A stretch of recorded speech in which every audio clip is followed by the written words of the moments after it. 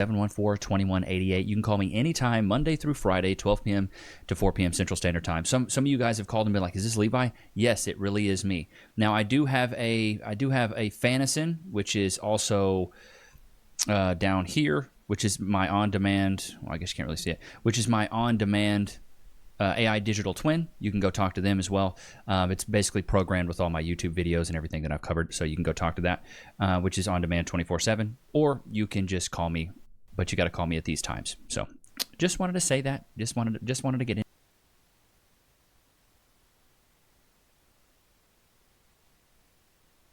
Let's keep it a buck here. If you're on a 5-game loss streak right now and you played for a week straight, you're going to be iron by the end of the week. Do you understand? League of Legends has a built-in system where when you go on a winning streak, they build in a system that forces you to go on a losing streak. It's literally built in. Yes. Is this accurate? Double Lift, is this true? Dude, I'm sorry. My ADHD kicked in. I stopped paying attention 3 minutes ago. What? Double Lift. Dante. League of Legends and Riot Games has a built-in system that makes you go on a losing streak after. Oh my god, no they don't. Losers, dude, this is the Losers Queue conspiracy. Wait, conspiracy. Wait, this is interesting. Because Double Lift says it's a conspiracy and Dantes believes Losers Queue is real. Wait, so hold on. Double Lift, let me ask you a question. Skill-based matchmaking, right? How do they match players against one another in a way that actually makes sense? If it's a skill-based matchmaking, how does it work? It's MMR, bro. It's No. Okay, so MMR. wait, hold on, because you're wrong.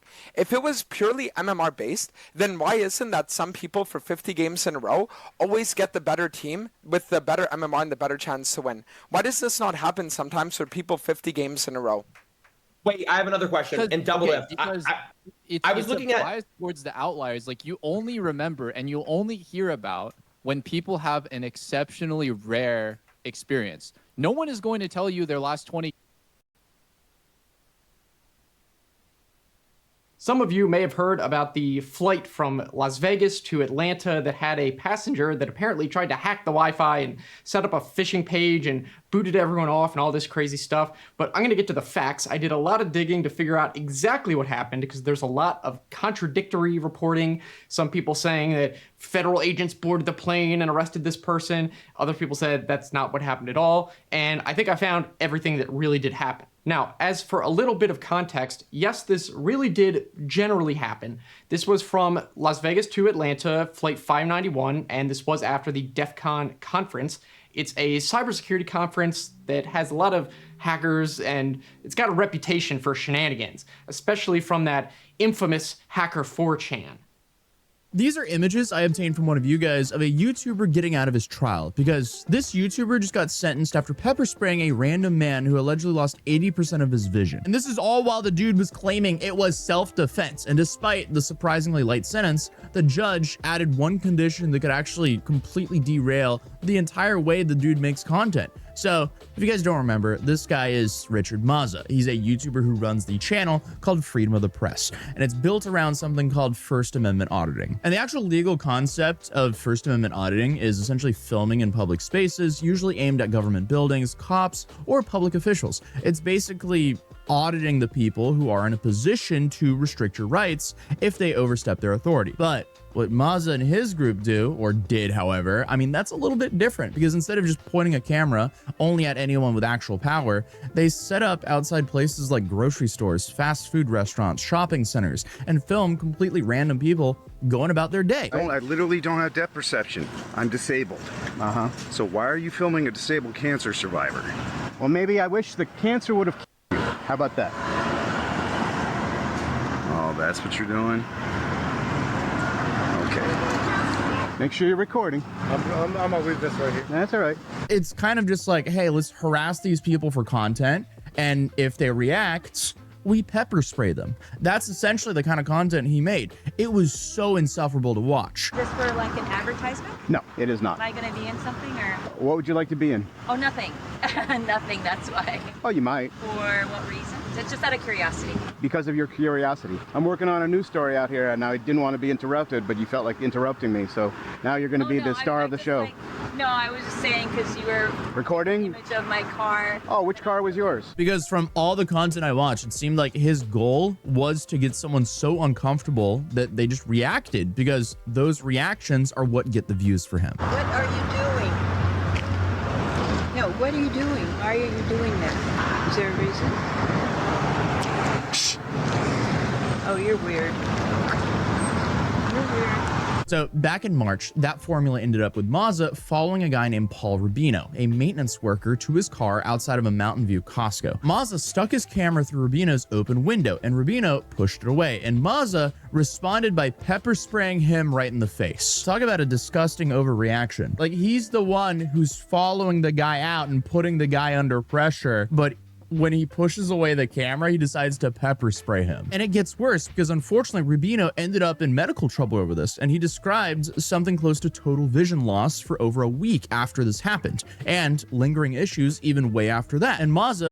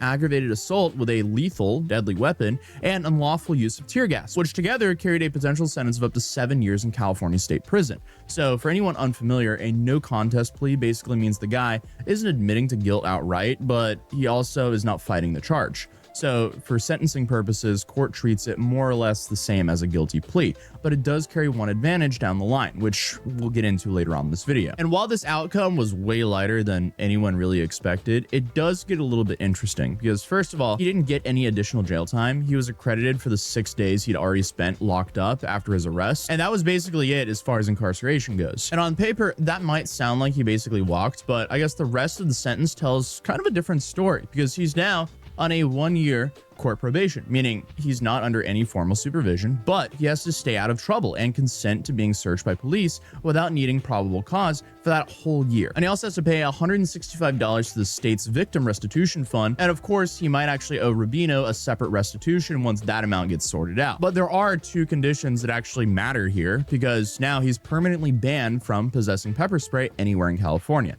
and he can't legally own a firearm for the next 10 years. So that absolutely saves every Californian from being harassed with this dude with pepper spray for at least 1 year. But according to the prosecutor handling this case, most people in a similar spot might have even gotten a lighter deal. But the fact that this whole thing seemed to be, I guess, out generating a reaction for social media, that made him push for an actual conviction. And he did so specifically so the firearm ban could kick in. And he also brought up the possibility that Mazza could actually end up in a real self-defense situation someday and reach for an even more dangerous weapon the same way he reached for pepper spray this time, which is apparently the exact scenario prosecutors wanted to close off. And obviously the reason this matters beyond the obvious that the entire, I guess, frauditor business model, which is essentially the type of First Amendment auditors these guys seem to be, their model really depends on provoking someone enough that they react and then having a can of pepper spray ready to, blast them if they finally do react and then they get the content they want to get. So essentially, if you take away the pepper spray, that playbook essentially stops working. And then on top of that, he can't have a firearm.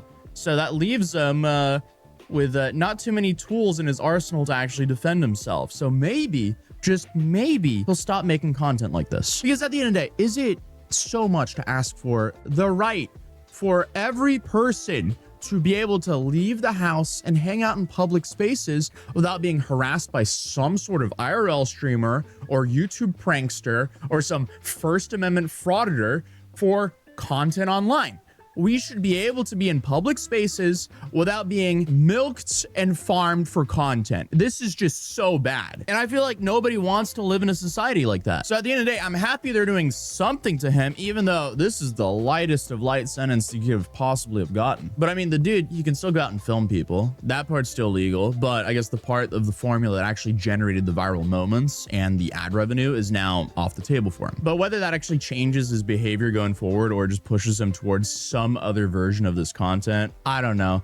I guess we'll see in the future. But apparently not too much has changed currently, because even though he hasn't posted on YouTube in a few months, he is still very much active on other social media where he's seemingly being very annoying in public. And it's also worth pointing out that one of you guys, one of the viewers of this channel, actually went out of their way to check out this court case in person. So massive shout out to Kamikani49 for actually taking the time to go out to this trial and be the boots on the ground for us. But remember, the criminal case isn't the whole picture here. And the civil case is what Mazza should probably be way more worried about, because this could end up costing him a whole lot more money. So the first one is Paul Rubino's case, the guy he pepper sprayed. So Rubino's attorney, Andrew Waters, is also pursuing a federal civil lawsuit against Mazza and 3 other creators who was with him that week. And they're seeking $3 million in damages under civil RICO, the same legal framework typically used to go after organized crime. And that case has kept moving on since we last covered it. And an amendment complaint was filed back in May. And as of the most recent court filings, an initial case management conference has been pushed all the way back to late October. So nothing's really been decided yet. It's just kind of grinding its way through the calendar like federal cases normally do.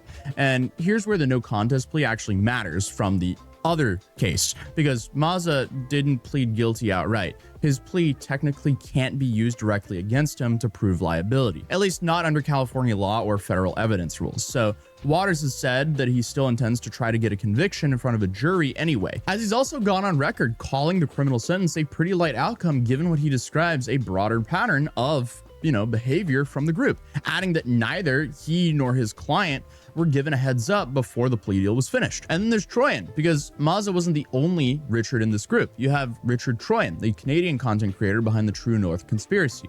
He was traveling with Mazza's crew that same week. And the day after the Costco incident, while Mazza was literally still sitting in jail, Troyan was filmed pepper spraying a completely different man outside of Ace Hardware in Menlo Park. What is wrong with these people? Why do they do this? Like, imagine being so pathetic in life that you have to run around and harass innocent bystanders in public and get them to finally react. And when they do react, you pepper spray them down for your own content. I mean, this is just a next level of being pathetic. So now Troyan is also facing 2 felony charges of his own. And what's interesting though is how prosecutors reportedly understood what happened. So they looked at what the alleged victim actually said in the moment, something along the lines of threatening to retaliate if Troyan sprayed him, and concluded that a conditional threat like that didn't justify Troyan spraying him first. Basically, and thankfully, they reasoned that saying, if you spray me, I'll punch you isn't the same thing as saying, I'm going to punch you. And they're actually moving towards something in a way that could be justified as a claim for self-defense for the person who punched him. And a judge has also since signed off on an arrest warrant for Troyan. But the problem is that Troyan lives in Ontario, Canada, and actually enforcing that warrant, that's going to be a whole lot messier than just arresting someone who's already local. I mean, at the end of the day, these guys are just cowards and parasites to our communities. But as I mentioned in my last video about these guys, Andrew Waters also filed a separate personal lawsuit of his own, specifically against Troyan. And that case actually hit a wall early on, because back in April, the court denied Waters' request for an emergency restraining order against Troyan, ruling that he hadn't shown any immediate danger warranting such an urgent order. In quote, it says, plaintiff has not demonstrated the likelihood nor imminency of an irreparable harm that will result if an injunction is not issued. Plaintiff has not provided any reason for why there is an imminent risk of defendant who lives in Canada contacting or coming near plaintiff again for the foregoing reasons. Plaintiff's ex parte motion for a TRO is denied. So losing that specific fight didn't really kill the underlying lawsuit. The case is still active and now is headed towards its own case management conference. And that is currently scheduled for September 1st. So since all of this went public, there's been a decent amount of chatter online about this case, most of it focused on one specific detail. Since his arrest, roughly half of the 246 Mazza videos on YouTube have quietly disappeared from his channel. So here you have from my video, you can see there's 246 videos, and here's from now. Where'd they go? And a fair number of people have pointed out that scrubbing that much of your own content right after getting arrested, that's not really a move that you would expect from someone who genuinely believes that everything they did was good and clear. So I don't know. Who knows? The dude might be on some borrowed time when it comes to that civil lawsuit. I think odds are he might end up owing this guy quite a bit of money. But regardless, Mazza's out. He's out on probation, and he can't use pepper spray, and he's banned from owning a firearm for a decade. Troyan is still facing felony charges with an active warrant out for his arrest, but he's in Canada. And extradition on that case, yeah, that one's going to be a little harder to get. So, I mean, yeah, both federal lawsuits are still very much alive, though, and Rubino's $3 million RICO case against all 4 creators is now heading towards an October court date. And Waters' separate personal case against Troyan survived its early setback and is set for its own hearing in September. So that is why you don't go out in public and harass innocent strangers for your own content, because clearly, number one, it's not worth it. Number two, everyone just hates this kind of behavior. Society is way better without this sort of behavior. But whatever happens, I'll definitely make an update video in the future. So if you're new here, feel free to subscribe, drop a like if you enjoyed this video. Hopefully, I will not be sick soon. I have been sick for like a week. My throat is just getting worse and worse. Chat, we're cooked. I've been on antibiotics for 5 days, but we're still daily uploading, baby. So thank you guys so much for the support, and hopefully I'll be feeling better soon. But other than that, I'll see you guys next video. Peace.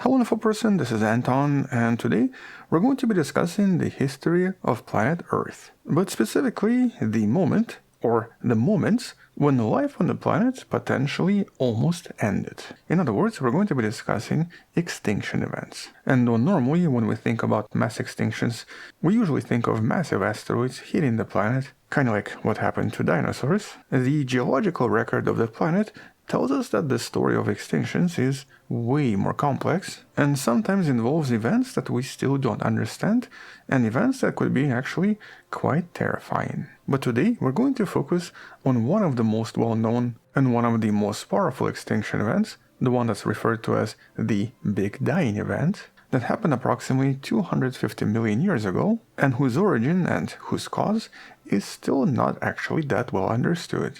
But this recent study by Danielle Fargione from Rome University proposes something somewhat intriguing. What if this was a result of gravitational tides from some kind of a dwarf planet passing close to planet Earth? But to understand the evidence behind this and to understand why studying this is important, let's first discuss what we know about this event and what potentially happened during this time. And so let's discuss the Permian-Triassic extinction event. And so at the end of Permian period, Earth seems to have gone through something really extreme and something that dramatically changed who lived on the planet afterwards. And this event from 252 million years ago is very often referred to as the Great Dying because it managed to wipe out approximately 90 to 95% of all species in the oceans, and at least 70% of species of animals living on land. As a matter of fact, it was so intense that even insects, which are usually very resilient, seem to have suffered their largest mass extinction to date. And based on decades and decades of research, there's always been this one potential explanation. The explanation that's kind of visible in this image. This stair-like formation is technically known as a trap. And while this particular geological formation is enormous. These are known as the Siberian traps, and they seem to stretch across a huge part of Russia, with all of this being produced by a massive volcanic eruption over a huge region of about 7 million square kilometers, making this one of the largest known volcanic events in the last 500 million years. And we know that this happened around 251.9 million years ago, and very likely lasted for at least 2 million years. But exactly what caused this is still being debated. And so here these eruptions very likely released huge amounts of carbon dioxide and also sulfur dioxide, which dramatically changed the entire climate in just a few thousand years. First leading to global warming and ocean acidification, and eventually leading to anoxia and a lot of additional environmental catastrophes. And it was very likely this anoxia, or lack of oxygen, that then caused a lot of ocean life to basically suffocate, which is why during this time so much of ocean life perished. With the average temperature on the planet rising by about 8 degrees Celsius, or about 14 degrees Fahrenheit, making survival on the surface extremely challenging. But while Siberian traps are considered to be the central cause for this, over the years there have been some additional propositions and additional explanations. For example, there might have been an additional release of methane from the seafloor for reasons still unknown. Additionally, there could have been some kind of a massive impact, with at least one impact, the Araguaia crater in Brazil, known to have occurred around the same time. But in this case, since the impact is not actually large enough, it would not explain everything. Here this crater is only about 40 kilometers in size. Much smaller than the crater from the impactor 65 million years ago. And so because there are still so many unanswered questions, this is where this new paper kind of comes in and tries to maybe explain some of this through something that was not considered before. And so the main premise for this paper is the fact that we've discovered a lot of different dwarf planets in the last 2 decades or so that nobody knew existed when some of these first explanations about the extinction events started to be proposed. In other words, we now know there are a lot of dwarf planets out there, with many of them existing in the Kuiper Belt and many more still undiscovered. But because they have very strange orbits and because they have somewhat unstable orbits, once in a while they might receive a gravitational nudge that may bring them closer to the inner solar system and potentially even have them interact with one of the other planets. As a matter of fact, we know that this definitely happened at least once, because that's how Neptune acquired its moon Triton. This was a nearby flyby, with Neptune capturing Triton, that then, because of its unusual orbit, destroyed many other moons, and even created the rings around Neptune itself. You can learn about some of the recent discoveries about this in one of the recent videos in the description. But based on orbital dynamics, we also know that direct collisions are usually extremely rare. Yet statistically, a flyby, and even a flyby next to some kind of a inner planet, is at least 100 times more likely. And so in theory, if an object size of a moon or even Mars passes relatively close to Earth, its effects on Earth would be quite extreme.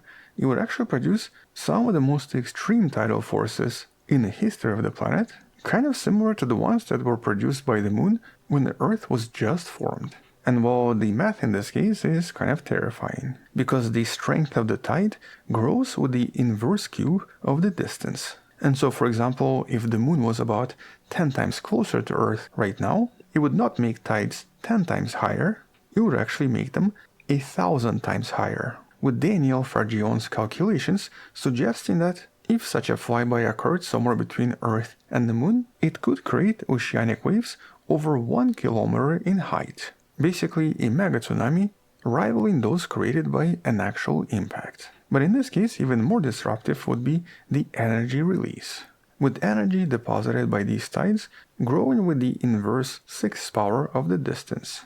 Or basically, a close flyby could release energy equivalent to 10 billion Hiroshima bombs in just 1 hour, with the energy in this case deforming the Earth's crust dramatically and leading to these massive earthquakes and extremely powerful volcanic eruptions triggered by the sudden heating of the planet's interior through friction. As a matter of fact, it might produce something like this, with Fargion arguing that we actually see the effects from some of these potential flybys around other planets as well. So these gravitational tug-of-wars possibly tilted the axes of all of these planets, sometimes in the past.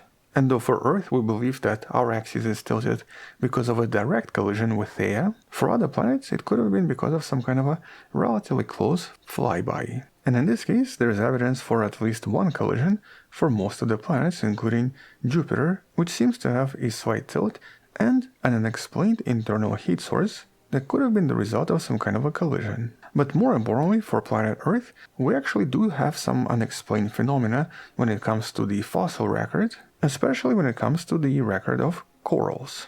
And here the coral record shows us that Earth's rotation actually suddenly slowed down at the end of the Devonian period. Now this was about 360 million years ago, but we know that during this time, for some reason, the day on Earth potentially shifted quite a bit. And a sudden change like this may suggest that something acted on the moon or even on planet Earth in order to cause Earth's spin to slow down so much. But having said all this, despite this being a somewhat intriguing proposition, there is unfortunately no evidence for any of this. For example, despite the axial tilts, we do have other explanations, and even this volcanic eruption could be explained in other ways. On top of this, we don't know of any object out there that actually comes close to the inner solar system, and that could have such a strong effect on planet Earth. Not to mention that there are still additional studies, including this study from not so long ago, that explain all of this in some other ways that does not involve space phenomena. Here this actually involves something that's kind of happening right now, and that we've discussed in one of the recent videos, El Niños. But we're talking about mega El Niños, far stronger than anything we have today, and possibly lasting for decades instead of months. And so based on this study, the computer models suggest that some of the weather patterns became much stronger and much more destructive, potentially leading to the major decrease in forests on the planet, thus killing off land animals, and actually causing a major runoff into the oceans, which then basically killed off ocean life. In other words, when it comes to this particular extinction event, there are a lot of explanations and propositions, but nothing concrete and nothing conclusive yet. As a matter of fact, it's important to know that not all scientists agree on how these extinctions even worked, with some studies suggesting that land-based animals might not have experienced a mass extinction and instead experienced a little disruption, with most animals surviving everything. In other words, of all extinction events that have been studied over the years, it's really the biggest one that seems to be the most mysterious. Even though the volcanic eruption is still the best explanation, despite decades of research, Unlike that extinction event 65 million years ago that we understand pretty well, the Great Dying Event is still being actively debated even today. But I guess the question is, okay, so why exactly does any of this matter, and why even speculate about something that happened such a long time ago? Well, naturally because it helps us understand our future. As in, based on these studies and the analysis of all of the stuff released from that volcanic eruption, it might help us understand how the planet could change if the atmospheric composition of the planet is changed over time from, for example, human emissions, or from something else entirely that we have not accounted for yet. And so by studying these extreme events, it helps us identify specific tipping points for our own ecosystem. But for space sciences, this also helps us understand the Fermi paradox, the question of why we haven't found anyone out there, with Farr Jones suggesting that if these astrophysical tidal extinctions happen every few 100 million years, in theory, they could act as a kind of a reset button for life, making it extremely difficult for a civilization to last long enough to become spacefaring. And so discovering if this is actually true or not might be important for our own survival. Which means that we need to continuously monitor the outer solar system and try to find more of these hidden dwarf planets in order to see if this actually makes sense and if such events could indeed happen. And while an asteroid in theory could be diverted, a dwarf planet passing close to us is a different kind of a threat. Because of its total mass, it would be practically impossible to divert or to stop, and would actually have dramatic effects on the entire neighborhood. But until we get some kind of evidence or some kind of proof, for now at least this is just going to remain a speculative assumption. And so once we learn something else, or once we find some other dwarf planets that we've never known about before, we'll come back and discuss this more in some of the future videos. Until then, thank you for watching, subscribe, come back tomorrow to learn something else, support this channel on Patreon where you can find additional videos, videos without any ads and can DM me directly, or by joining a channel membership that grants you early access. You can also support this channel by buying the Wonderful Person t-shirt in the description below. Stay wonderful, I'll see you tomorrow, and as always, bye bye.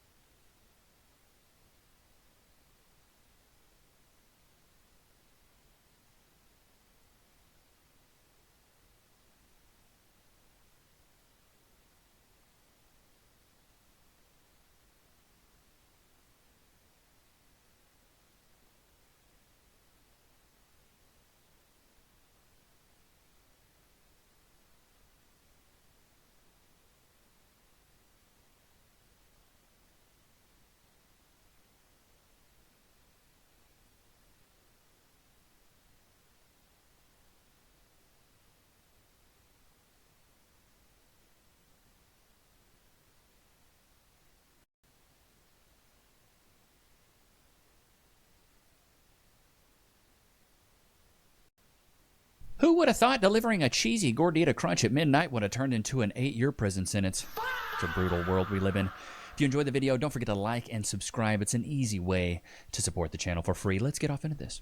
The TikTok DoorDash girl filmed a naked man passed out inside his own home and then posted it for nearly 30 million people to see, and then claimed that she was the victim. So, naturally, she got hit with 2 felony charges. That's the typical left. They're always the victim. And after months of failed plea negotiations, she has decided to fight this thing in front of a jury. This is related. They just punished me for posting about my while door dashing. They just fired me.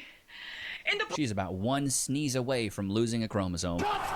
This poor girl, bro. Police are doing nothing. Stupid, I lost my job. That was my only way to make money to pay my bills. Now, if you watched my last video on this case, you would know that we've been waiting forever for something to actually happen in this case. Yeah. I literally flew to Oswego, New York to watch Olivia Henderson appear in court, only to just, get there, see everyone. I saw her there. And then everything got postponed. Or, well, it wasn't technically postponed because it got moved up to county court. So essentially, I just had to pack up my bags, go home, and waited. Then she got indicted months later. And now, after even more months of court dates and motions, and I guess trying to work things out behind the scenes, we finally know what's going on because Olivia Henderson is preparing to go to trial.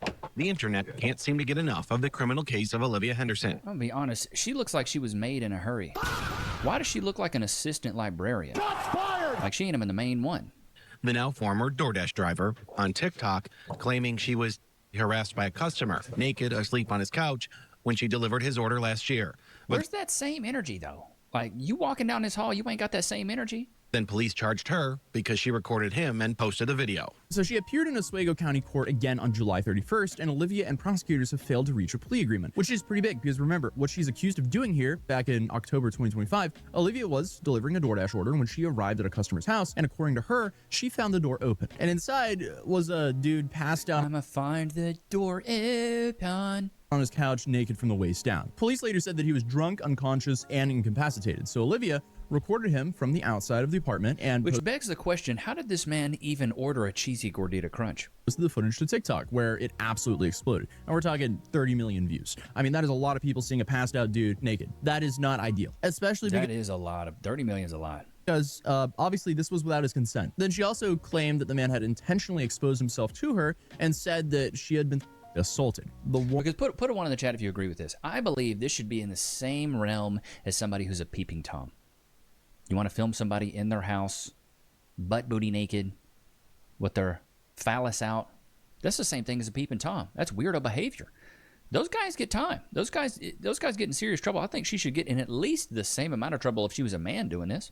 Woman who recorded a man without his permission while he was unconscious claimed that she was assaulted by said unconscious man. Something's not adding up here. Regardless, police investigated this and said they found no evidence that an assault actually occurred. So they said there was no physical contact, and their investigation concluded the man had been unconscious on his couch because of alcohol. And last time I checked, it's not illegal to pass out drunk on your own sofa. It is very unfortunate that the dude managed to leave his door open, though. Regardless, though, the man wasn't charged. Olivia was. And she's now facing 2 felony charges: second-degree unlawful surveillance and first-degree dissemination of an unlawful surveillance image. So this is the act of filming him and then the act of posting these videos on TikTok. But the fact that she's got the liberal hive mind to think that she was going to post this and be labeled a victim is wild work. This is a huge problem we have right now in America, is that it's always feelings over facts where it should be facts over feelings. Here's where this update gets really interesting, because for months, I mean, one of my biggest questions was, how do you defend this? Because, she filmed it and she posted it. Yeah. That's what she's being charged for. Well, I would think this would be case closed because there isn't too much mystery about it. And apparently, her own attorney also agrees with that part. So her public defender, David Smallwood, told News Channel 9, I think there's very little argument on what the evidence actually is, on what actually happened. Her public defender challenging the prosecution's narrative she invaded her victim's privacy, an argument he's asking the judge to rule on. Well, it is reasonable to expect for most people that you have privacy. If you do something to not have privacy, then you no longer have a reasonable expectation of privacy. Emphasizing it was the customer who left the solid door open with just the glass door as the barrier to his home. And that seems to be the argument they're preparing to take into court. They're not really fighting over whether Olivia filmed and posted the man. They're fighting over whether doing that actually meets the legal requirement of, these felony charges. And I guess a huge part of this argument comes down to 2 questions. First, how much privacy can you legally expect from inside your home when your front door is open? You should expect a ton. You should expect a ton of privacy if you're in your own freaking home. Why would I not expect any privacy, dude? If common sense was currency, this chick would be broke. And number two, was this man's front door even open in the first place? Because Olivia's attorney is now leaning hard into that first question. Smallwood says the homeowner's door was left wide open, exposing him to the public. Basically, the defense appears to be arguing, yes, this man was inside his own home, but the door was wide open, so anyone could see him from the street. So essentially, if his door was wide open and someone standing outside could see him, did he still have reasonable expectation that no one would see or record him? And I guess that... I mean, if your door is wide open, it's just like the First Amendment audit guys. Do you guys ever see those? Do you guys ever watch those videos? God, I freaking love those videos. Where these guys are standing outside of a public building on a public sidewalk and they're filming inside the building. They're like, you can't film here. And he's like, why? And then these people get so mad. But for this guy, he was passed out. He did have his door open. So I kind of, I smell what the Rock is cooking on that. But you shouldn't have filmed it, number one, and you shouldn't have posted it, number two. And that's the big problem with me. And the other big problem is that you guys haven't gave me a ring in a while with Connect With Me. Connect With Me is a great service, though. If you are a creator, it's really easy, dude. You can sign up. They do an 80-20 split. So if you're a consultant, you're a creator, you're somebody that, has people that want your advice, you're a coach, something like that, but you need a number and you don't want to give out your personal number, this is a great way to do it. You can call. You can set the times you want to be called. They're working on text messaging, so Connect With Me is a great app. I would highly suggest it for anybody that's in consulting, coaching, or anything when it comes to having people that want to call you, clients, or anything like that. This is a great service. Let's get back off into this video. Distinction matters because the unlawful surveillance charge involves recording someone at a place and time which that person has reasonable expectation of privacy. This isn't just like Olivia's attorney standing up there and going, well, what she did wasn't that bad. No, he's attacking the actual part that the prosecutors have to prove. I can at least understand the legal question they're raising. Like, if you're standing naked in front of a giant open window facing a crowded sidewalk, do you really think no one's going to see you? But I guess that brings us to the second question. Because before we spend 10 minutes debating on what an open door does to your right to privacy, I would like to know whether this door was actually open or not, because Olivia is saying it wasn't. We had early reports saying that it was like this dude was so drunk he was like, hopefully she'll just bring it straight to the couch and then slip the gordita crunch in my mouth. That's crazy work. I remember when pizza guys used to come inside. Y'all remember that? Come inside. You guys are sick. I remember when they used to walk in the house, hand you the pizza, you could say what's up to them. Those days are dead and gone. Open but not fully open, and that she pushed it open. But the big problem with that is we haven't seen any proof that that was the case. All we really have is Olivia's side of the story, and obviously the video. So essentially, Olivia's maintained that she arrived and found that door open. And some of the more recent reporting describes it that way too. The Oswego County News reported in June that the police said that she arrived to the customer's apartment and found the door open. But if you remember the original controversy, people were going frame by frame through the footage and were questioning whether that was actually what happened. Because you had a whole bunch of claims online, at least early on in the story, where people said the door wasn't wide open and that Olivia maybe pushed it further open herself before filming inside. And that obviously would be a very different situation, because obviously you'd have to prove that. So you'd have to have a Ring camera. You'd have to have something to implicate that she actually opened the door. There's a massive difference between I walked up to this house and there was a naked man visible right there, or she walked up, the door was kind of open but not fully open. She kind of saw a glimpse of the guy and then pushed open. I don't know. There was also some early reporting alleging there was Ring camera footage from a neighbor. So again, this will be really interesting to see if that's true or not. And right now, based on the reporting we have, I don't think we should pretend that the question has been completely settled. What we do know is that police said Olivia recorded the man from outside the apartment. We know Olivia says the front door was open. And now we also know that her attorney is arguing that the door was wide open and that this man gave up some reasonable expectation of privacy. But whether the evidence... But I don't think that gives you... I mean, maybe you can film them, but to post it is different. Actually backs that up, I guess we'll see that in court. Because obviously, if the entire defense leans on the dude's door being wide open, hopefully nothing comes out that disproves that. But regardless, despite all of that, all the headlines are now saying Olivia Henderson is officially going to trial. And there will be one big hurdle before we actually get there, because her attorney is trying to get these charges thrown out. Smallwood has asked the judge to review the grand jury record and determine whether prosecutors gave enough evidence to actually support an indictment. And remember, this grand jury is the reason Olivia ended up in the county court in the first place. So back in May, prosecutors presented their evidence privately to a grand jury, and the grand jury voted to indict Olivia on both felony charges. And no, that doesn't mean they found her guilty. It means the prosecutors have cleared the hurdle necessary to move forward with the case. But now, Olivia's defense is challenging that indictment. And based on Smallwood's comments, we have a much better idea of why. He isn't really... But, dude, here's my whole thing, though. Dude, if it was a guy, and put a 1 in the chat if you agree with this, if it was a dude, It'd be no question. If it was a guy, DoorDash delivery guy, right? He brought it up to the front steps. He brought it up to the porch, to the doormat. There was a naked chick on the inside. Filmed the naked chick, posted it online. Bro, they would get him so quick. They call him a peeping Tom. It'd be a wrap for him. I want the same energy when it comes to prosecuting men as it does to prosecuting women for the same exact thing. We need to get to a point, if women want equality, we got to eventually give it to them. And that would be that equality we talk about and that they ask for. You can't just film people in their house, dude. It's just like if somebody was in a high-rise apartment bucking, somebody sitting there just blowing another girl's back out and you're filming it and posting it, that's a problem. You can't do that. And the fact that it's a woman now doing it, they want to have all this process. And well,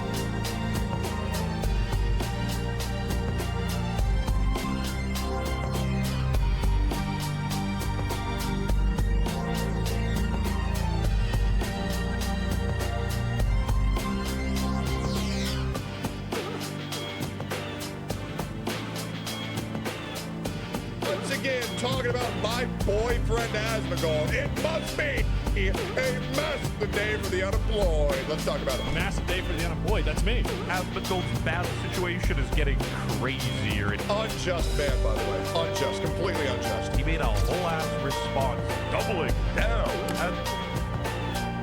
And by the way, if Asmongold got banned for what he said, Hassan Piker should be put in jail for the shit he said.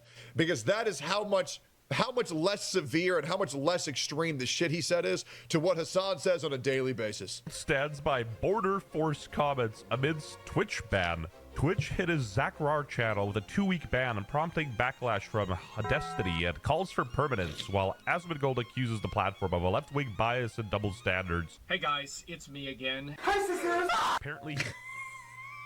That's my joke. That's my joke I put on the fucking map that he sounds just like James Charles. I expect royalties. I expect royalties. He also had a cancer scare, which is not shocking. He is 57. I'm 36 years old. I have had really no health problems ever in my entire life other than the fact that he said that is insane. My teeth. Asmongold's... Okay, sure. Besides his teeth, all right, fine. Response to being banned for advocating to murder migrant children was to double down and then talk about other kinds of kids that should also be murdered. I'm not even joking. Yeah, he's not even joking. He's just blatantly lying. That's like not even a thing that he said. What are we even talking about? And also, he wasn't banned for advocating to murder migrant children. That is a byproduct of his full stance, which was we should secure our borders via any means necessary once to prevent the long-term use and exploitation of women and children, which is a very different take. That is a very different take. Nobody wants to do it. What he's saying is we're getting to the point where we're going to have to do it. Otherwise, the future exploitation of women and children will run rampant, which we're already seeing. Are you confused because you missed my last video where, God forbid, you have a job? Basically, again, 60,000 sneakos ran into Spain from Morocco, and Asmongold was not having any of it. And I think they should use guns to stop it. And I'm not sorry for saying that. And it doesn't matter what you try to use as, you know, emotional blackmail or something like that. Fundamentally, all of these different tools that these people use will never actually be applied in a universal way. If you think that allowing these savages, these violent thugs, is permissible because they take a child and use it as a literal human shield, I'm sorry, you're just as deranged as they are. There is in no way we as a fucking, we as a nation, we as a, not even just the earth, no one on earth should want people to be allowed to think, yeah, we can use children to prevent any punishment of any wrongdoing ever. It's ridiculous. These are the same people whose ideology leads them to thinking that 6-year-olds can transition to another gender. Trans people just caught a stray. Some of my best friends are trans. In order for you to invade a country or in order for It's a classic clip, by the way. It is. It's a classic clip. You to do terrorist. Hey, I'll even go further. I'll give you a 2026 clips. Some of my best mods are trans. There you go, man. There's another one. Attacks. I think that you're a f***ing animal, and I'm not sorry for it. And I honestly think that most people agree with me. I think that almost everybody does. But unfortunately, we've had this inversion of morality where these truly evil, malignant, pernicious people have been allowed to use this fake moral authority that they have to dictate that we have to allow terrorism, violence, and complete societal collapse. And if we don't allow this, somehow we're the ones that are evil. Asmongold already got a girlfriend, so why is he the one cooking? Which is ideologically captured by left-wing terrorism supporters. Whether it's Islamic terrorism, BLM, or Tesla bombings, these leftists will always enable and promote This is crazy. it. They do this because it works, and also because the government refuses to hold them accountable. Never. Most of these sneakos can't even afford a shirt, and these people are landlords, is, you know, something Hassan would probably say. I don't know. We're gonna keep bringing in immigrants in this country on purpose, just so they can f your sister, and then maybe even your daughter. We're gonna destroy the white race, That's what we're here to do. I am so glad I got that clip to spread in the mainstream. You know that clip that I posted has over like 20 million views now on all accounts? Like, bro, Hassan is so mad Because that dude tried to slander me and defame me for years, so nobody would take what I say about him seriously. Yeah, how'd that work for you, man? Here's the reality, Hassan. The more you shit talk me, the more people realize, oh, Hassan's probably very afraid of what this guy has to say. And I'm still waiting for the apology. I am. Take as much time as you need, man. Eventually you realize what monster you have created. I cannot express to you in words how much I hate every fiber of your existence. And I mean that. I think you are truly evil. You're not even a human to me. You are a fucking demon. You are. You are a fucking demon. You are a plague on this earth, and you have made this entire country worse to live in. And you have affected so many lives that are going to make generations even worse to be around. You are a fucking parasite on this earth, and I mean that. Just like two truths and a lie. I know a leftist cuck will probably say he's joking, but like, what's the punchline? Asmongold is saving the white race by having a coalition with the Asian Empire. Hassan Piker says he wants to destroy the white race. Yep. Then Hassan says, I'm white, LMAO. Yeah, transracial, by the way. Yeah, and I'm John C. Yes! A white guy named Hassan. Sure, buddy. It reminds me of that Superbad movie when he tried to make his name Muhammad. Yeah, it was between that and Muhammad. Why the would it be between that or Muhammad? Why don't you pick a common name like a normal person? Anyway, Asmongold replied to Hassan. Hassan has said that Israeli settlers were valid military targets, and then explicitly said that there are baby settlers. Anyone could look for this clip and find. If you want the best argument against anchor babies, understand that Hassan Piker himself is an anchor baby. Find it. You're not mad I said to kids. You're just mad the kids I said to aren't Jews. Very true. By the way, just for further context on this, the clip that he's referring to, in the same clip, the Iranian soldiers also say that American soldiers are less than cattle, and they would love to use them as target practice. Just letting you know, Hassan said that was Giga-based and was laughing maniacally at that. By the way, if you want to see that clip, go follow my Twitter, x.com/Tectone. All of these are on them.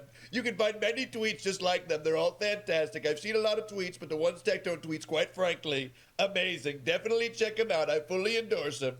Man, what even is Twitch in 2026? And this is all just the aftermath of Tyler Whited Greek stopping Variety. Civilian casualties and anybody who's not a combatant is a tragedy. It's a horrible thing to have happen. Yep. But at the same time, it doesn't mean that you're not allowed to have borders, and it doesn't mean that you can't make decisions to protect your own people, even if it comes at the expense of other people that are trying to do this in bad faith and use this. And by the way, the usage of people like this as human shields is a war crime in itself. They are hoping children get hurt. That way they can put it in the news. It's the same thing for illegal immigrants. They hope children are being torn from their families so they can put it in the news. We have reached the age where leftist discourse has become even more deranged, where they are intentionally putting children in harm's way in hopes to make a headline. And everybody knows this. Schizophrenic, or is everything he said there just straight up facts? Like, full stop. If you bring your child to a protest, you are a piece of shit. But when you're advocating for people, the dialogue has broken down. It's gone. Like, there is no dialogue. That's where, you know, even though I didn't like him, that's when people like Charlie Kirk start getting shot. All right? Because the dialogue has broken down. And I don't want to use a bunch of euphemisms and other types of vague... I still have no idea why people don't like Charlie Kirk. At this point in time, I believe I've seen everything he's literally ever said. Because I looked. Because when Charlie Kirk got assassinated, that was a horrible day for America. That was a horrible day for all of us. That was a horrible day for me. Since then, I've watched every clip. I've gone through all of his streams, all of his major debates. I've never seen him say anything radical enough to deserve to be assassinated. He was a fair and just man, well-spoken, and all he wanted to do was have an open, honest conversation with anybody who was willing to have that, to make progress in our nation. And I fully believe if Charlie Kirk was alive today, he would be one of our future presidents. And I mean that. I mean that. On everything. I mean that with my whole soul. He would have been one of our future presidents on everything. At the same time. What else are you going to do? You know what I mean? Because, like, also, who knows what these people's intent are? And by the way, are we surprised that a lot of these people were incredibly violent and destructive? You don't want to take that risk. When there's 60,000 people coming into your city, you should treat this as war. This is fucking psychotic. Guys, if you were in the United States and you see from the beach 60,000 people all in here screaming and running into your town, knowing they're here illegally, all of them look incredibly different to the people who already take residence in this town. Wouldn't you be alarmed? It's not racism. It's self-defense. It's self-preservation. I refuse to believe this isn't a bipartisan issue, though, because I think everyone can agree the borders are real, and, you know, excessive immigration would be bad. What? Even in The Walking Dead, bad things happen when you let an unvetted chud through your border. But anyway, this is Twitch we're talking about, that Asmongold got a 2-week ban, which, you know, nobody is shocked other than Kaya. That many people want to simply appear smart. And one of the easiest way to try and appear smart is to wear a suit. When you're a stupid person, is to put on a suit and start.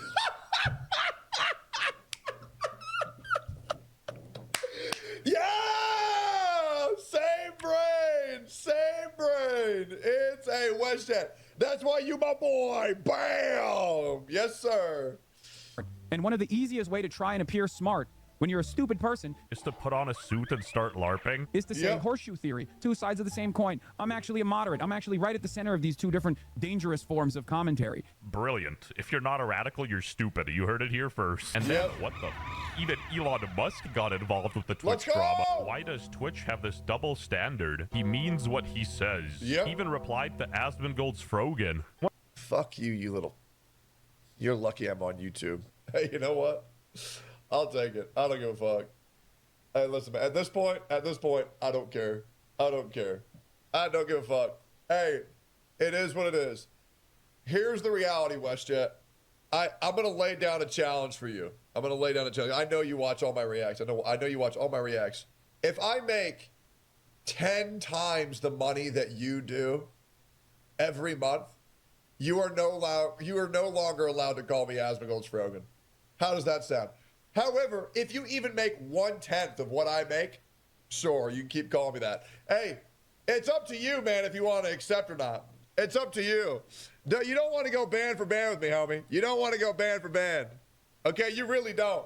I'll let you keep all the fucking money off that merch too, you poor fuck. Get off my balls. Like the Asmongold's Frogan, one of the known richest people on the planet, and he's unemployed. How? And I like how people are trying to say that, no, what he said is that enforcing border control is actually what he was going for. I want to remind you the guy that's talking right here has sucked a transgender's penis before. So just a little bit of context. Mizkip has admitted to sucking a transgender's cock and swallowing the cum load, as well as he's also publicly admitted that he let Emaru put on a strap-on and f him in his...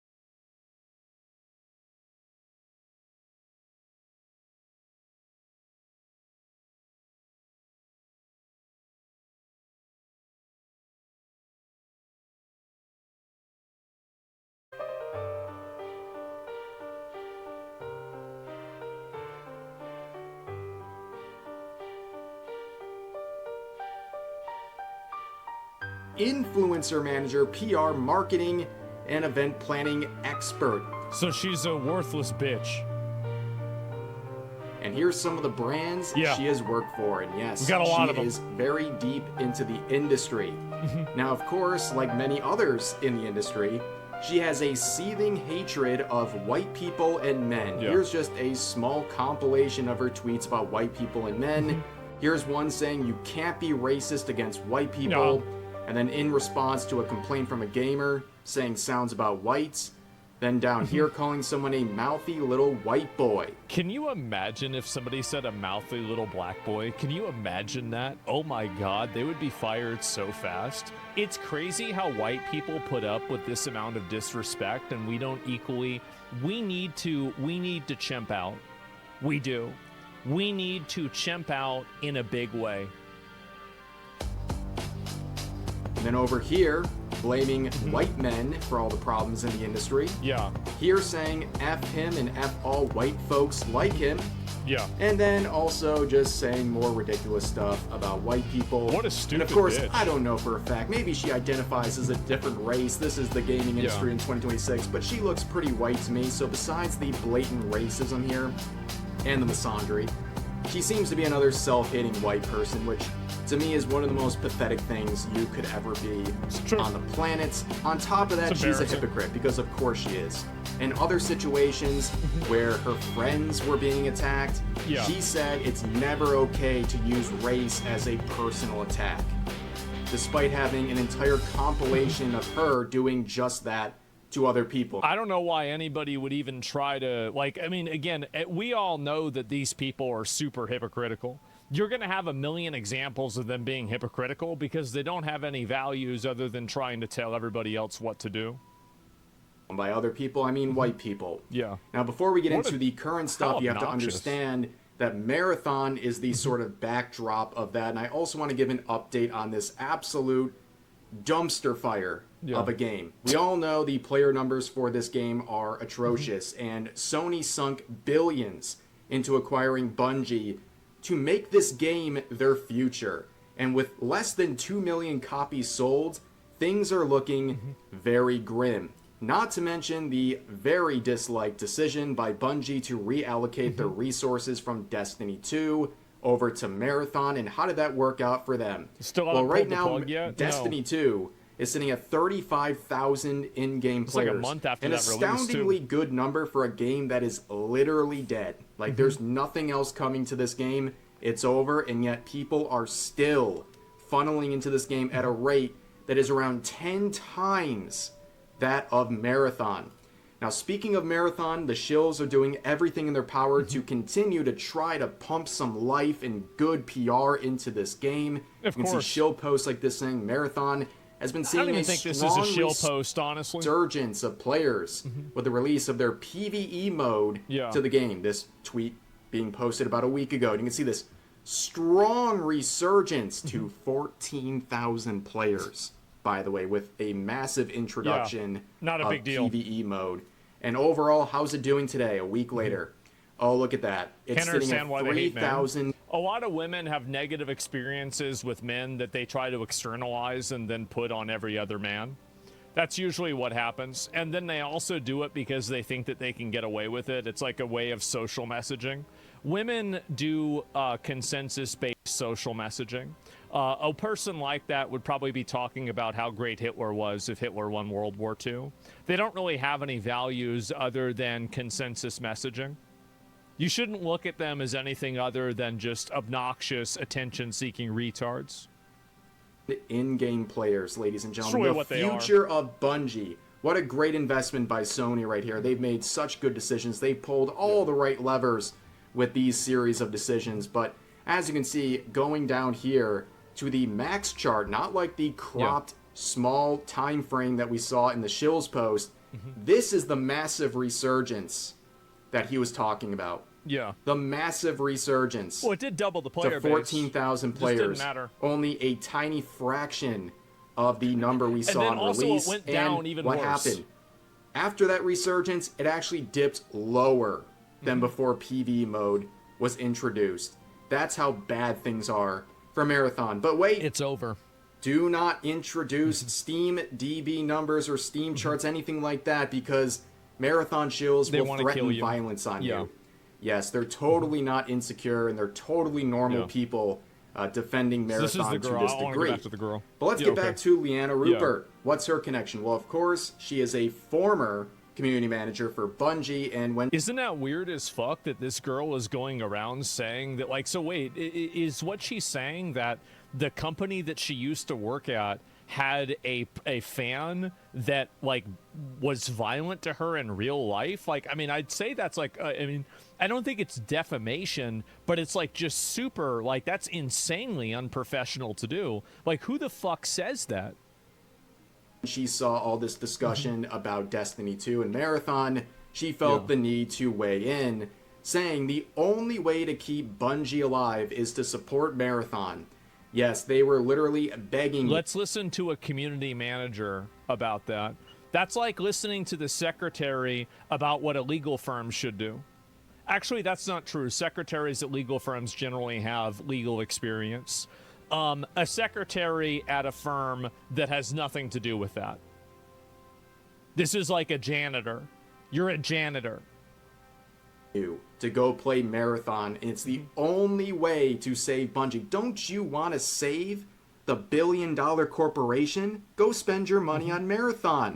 Yeah, ridiculous. Obviously, this had a very negative impact. People were clowning on this.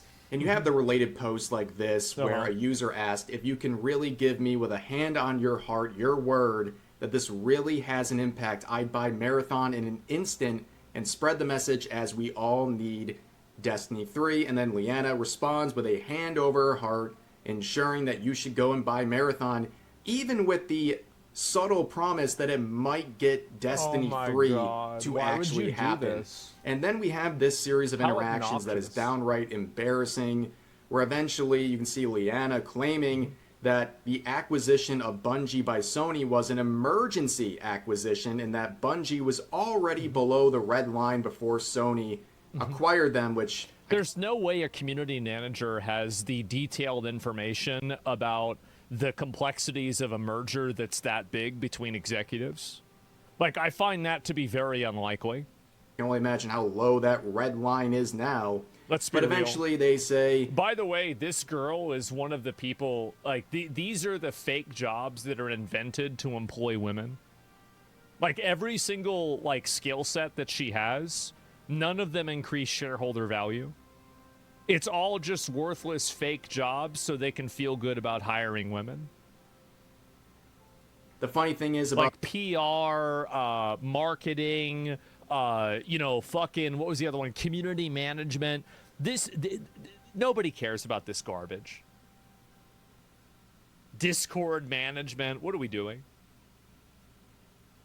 Yeah, HR. Yeah, it's female daycare. Yeah, exactly. The truth, it is what it is, whether you like it or not. Remember that. Yeah. Okay, remember about the truth, because we're going to see what the truth looks like in just a second. Yeah.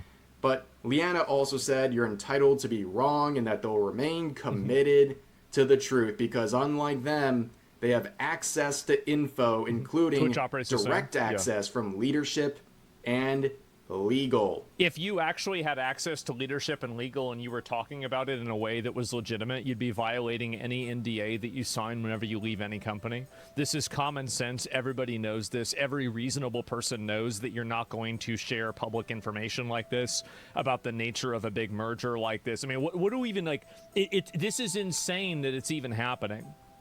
So now we shift over to what just transpired, and shout outs to Smash JT for getting the screenshots here, and also I think leading to the truth here by pressing Leanna, him among others of course, but you can see his tweet sharing a screenshot. Former Bungie community manager Leanna Rupert insinuates she was attacked at GCX. This is immediately backs off and acts like everyone misunderstands her after it goes viral. All they do is lie. They want so much to make gamers the bad. Hello guys and gals, me Mutahar, and you know, ladies and gentlemen, I know I've been talking a fair bit about Grand Theft Auto, but how can you ignore one of the biggest releases in gaming history, especially a game franchise that, as you all know, I'm kind of a fan of. Now, of course, one of the things that I've been seeing floating around, basically been talking about, people have been saying this for the last 2 weeks, and I kind of been thinking about it. For the Greetings, sake of dear viewer. humanity, The GTA most diabolical off-meta strategy is back after 10 years of exile.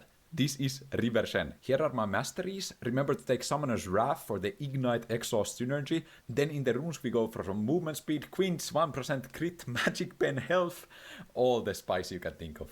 Level 1 we're gonna start with the E, and then we have to turn into a ninja, okay? We have to be quiet. The River Shen is on the case. Just gonna move here. And then I'm gonna move forward with my E. Go for a key strike. Get 5 gold from my runes. What I'm gonna do, I'm gonna press on the interface here. And nope, not this one. It's this one. Just gonna drop one of these in the chat here. River Shen. Gonna take a look at the top lane next, alright? This unit is a flipping ninja, but so is the enemy. It's a red pot Akali. What is the red pot Akali doing? I'm gonna move up here. I'm gonna immediately press exhaust to reduce Akali's armor and magic resistance. That's gonna grant us the first kill. I'm gonna leave Timo alone. I'm gonna go back into the river. I'm just gonna quickly drop a little River Shen here. I also just gonna type that out maybe for future reference. Then we're gonna move into the mid lane. Pantheon is cooking something here. Maybe Nidalee overextends. Maybe there's a gank. Okay, Ignite on the Nidalee, beautiful. That's one. My damage is crazy, no? Oh, it's maybe Pantheon's damage. And block the tower shot as well. Okay, the River Shen has acquired 3 assists. And we're gonna move into the bot lane river now. This has to be the sneakiest champion. The sneakiest champion in the entire game. I'm gonna put a point in the queue. I'm gonna look what's going on here. I'm gonna navigate into the bush. And Nunu is overextended. We're gonna queue here for a little bit of damage. Finish off the kill. Am I fine? No, I'm dead. Okay, but we are gonna go back now and we're gonna re-evaluate our item choices. Do we need a gold generation item? I don't think so. I think buying pure HP might be good. We got a lot of interesting items. But I'm just gonna buy an HP component at this moment in time. Actually, what if we go boots? Roaming boots. Okay, boots of mobility have been acquired. I think this is good. 468 movement speed already at 3 minutes into the game.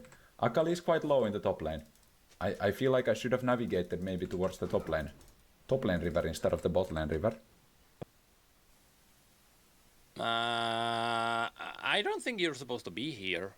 So, Riot just dropped what might be one of the most confusing patches. Because it kinda goes against everything that they've teased so far. You see, over the years, Riot mastered the art of uniting all of their games for a single event. When their big KDA return happened, League had new skins, TFT had Little Legends, Valorant had musical guns, and Legends of Runeterra had KDA cards. And of course, let's not forget, the KDA DLC for Hextech Mayhem. And then for Arcane, the heavens shook and Jinx and Vi appeared everywhere, from every Riot game to every non-Riot game to the bottom of your morning coffee. Riot simply went big for Arcane. And so now we are standing before the big update for League in 2027, with Riot confirming that this final season of 2026 is gonna be extra long and big. And so one would assume that something big is actually gonna happen. And so slowly but surely we started connecting the pieces, with the 2 biggest puzzle pieces coming from TFT and Riftbound. The TFT roadmap revealed that the last set of the year is gonna be focusing on music, and around the same time Riftbound is gonna be launching Radiance, a set that is seemingly introducing a lot of musical champions. And so the running theory is that this big event to close 2026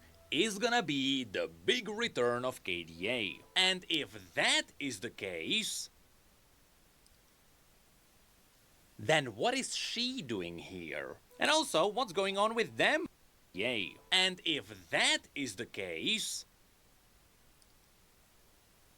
then what is she doing here? And also, what's going on with them? You see, if Riot is planning a big musical thing, wouldn't it make sense to save the musical things for that thing? Well, it is possible that Riot might be trying to do the opposite. Maybe the second half of Season 3 is gonna be musical all the way through. And so they might wanna give us a lot of musical skins. Which, might actually backfire. Because if these skins are not amazing, people will get tired of the musical themes very quickly. But what is especially odd here is that these skins might already be overlapping with what KDA might wanna do. So let's break down what's actually going on. The first two skins we have to talk about are the Ocean Song Jinx and Soraka. These two are relatively safe. Because imagine a scenario where KDA makes a comeback and they need another band member for some reason. What are the chances that we get Jinx? Someone who would more likely fit a punk rock band. And what are the chances we get Soraka?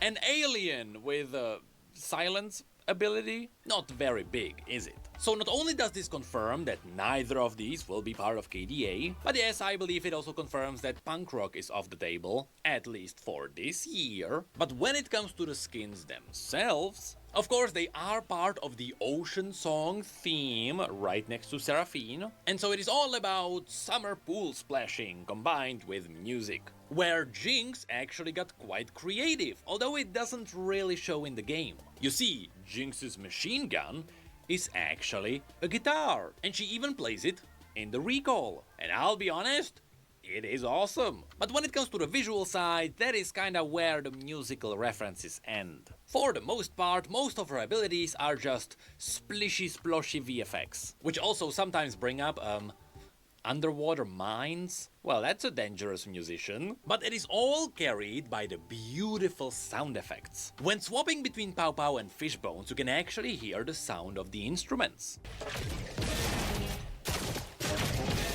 Her W also plays a tune off of the enemy if you manage to hit them. Her E plays a song as long as chompers are deployed.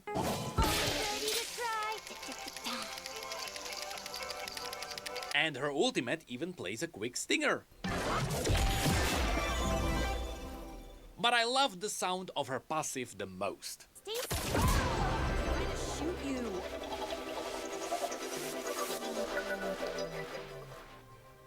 So overall, it is a pretty good one. With Ocean Song Soraka being essentially the same thing. Except her instrument is a microphone. Yes, we have another singer in the same universe, right next to Seraphine. But as the skin's bio confirms, that is because Soraka is actually a backup vocalist. And again, all the spells are very splishy sploshy. Her auto attack summon projectiles that mimic her weapon. The same symbol can also be found in her Q. Her E absolutely drenches the ally. Her E is a water bomb. And her ultimate has a bit of a watery Star Guardian vibe. And just like how it is with Jinx, expect a lot of cool sound effects, which includes Soraka's voice in between the abilities. So again, this is a pretty good skin, which then takes us to Confusion Incarnate. Heart Song Seraphine. So, if the big thing at the end is gonna be KDA, again, does that mean that Seraphine is gonna get fired? Look, I know that there's a lot of lore behind KDA Seraphine. Yes, while most people will only remember her complaining, I remember the lore. She was an independent musician who was picked up by Ari, she became a member of KDA, and at the end of her storyline, she parted ways with KDA's and she became independent once again. Which means, if KDA make a return, she shouldn't be there. But to straight up rip her out with this skin is very cruel, because it pretty much confirms that no matter what's gonna be happening at the end of the year, Seraphine will not be included. Or at least I think that's what it means, because truth be told, Riot is not afraid of supplying us with more Seraphine skins. She got a Firecracker in January, and she got a T1 skin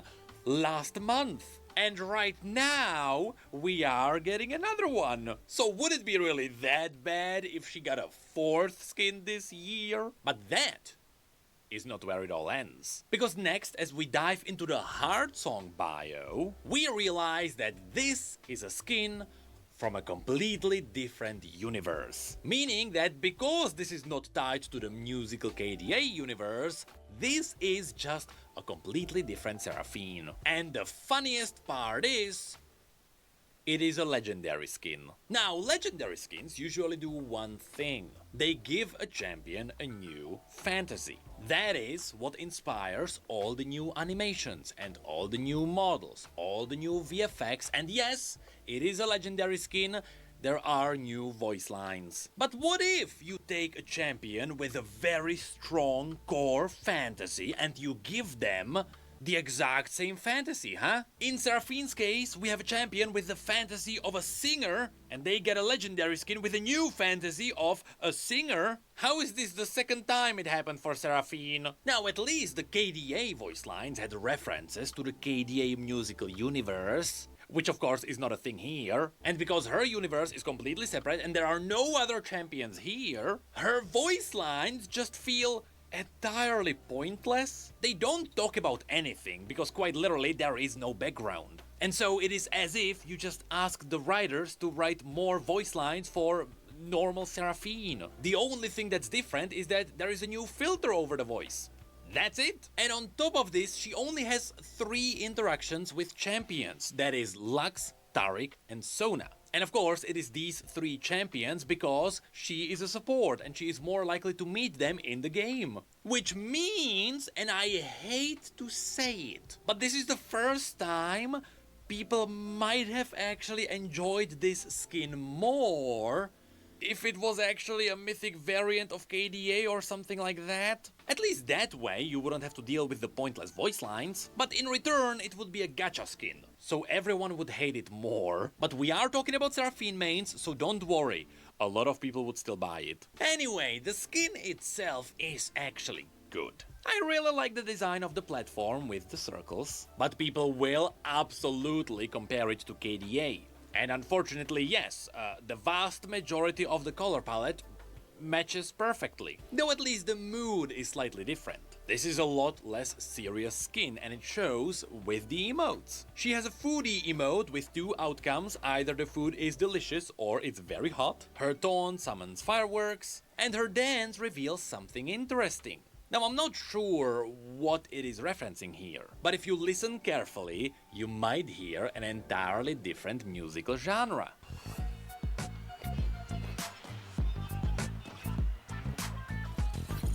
So who knows, maybe this skin is supposed to turn Seraphine into more of a pop star. Anyway, this then takes us to the abilities. And here, I have to agree with pretty much everyone on the entirety of the Seraphine mains subreddit. Yes, people are not exactly happy because they've seen this one like 4 times for Seraphine already. It is another silvery skin that simply feels basic. I mean, it is a skin with musical abilities, just like before, with musical sound effects, just like before, and the theme is simply music. Again, so there's honestly not much to be said here. If you own the KDA Seraphine, you own a skin that is very close to this one. And so it's good, but we've seen it before. Although, we haven't seen one thing. When she dies, she summons a hat. And this made me realize something. Again, I have no idea if this is a reference to something, but if it is not, it might be entirely possible that this skin is a setup. There is the possibility that the musical event will bring everyone back, and Heartsong will become a brand new band in this universe. And it is possible that this skin doesn't have interactions with the other musicians from this universe because they are not on PBE yet. In a similar way, during Arcane, a lot of the Arcane champions had their voice lines cut out to not spoil the show. So is this skin gonna get more later? Well, if this hat is not connected to something we know about, it has to be teasing something that is about to come, right? And so there is a good chance there might be more to come. But lastly, let's end on a good note. Remember that this skin is also part of Riot's charity, meaning that all the sales will go towards Riot's Social Impact Fund. And at the end, Riot is gonna double all the money they got. So yes, at least you can do a very good thing by buying this skin. And again, because we are talking about Seraphine, the whales are gonna feed the world. But speaking of whales, there is actually one more thing to be mentioned. Because Skin Spotlines found out that on PBE, Riot already teased the next Hall of Legends skin, because they accidentally updated the Summoner's Rift, and there we saw Caps with Tristana. And I'll be honest, this does feel like a fresh breath of air, because after all the Aries and Kaisa, it is awesome to see a champion that is a bit more silly. But that brings up the question, is Caps actually known for Tristana? Well, if you have a look at the other champions, you might notice that when it comes to Silas and LeBlanc, both of those were taken by Faker, so it's likely he didn't really have much of a choice. But I'm curious to see how much the serious and rich vibes are gonna rub off onto Tristana, which is a very non-serious champion. Are those ears at the top of her head?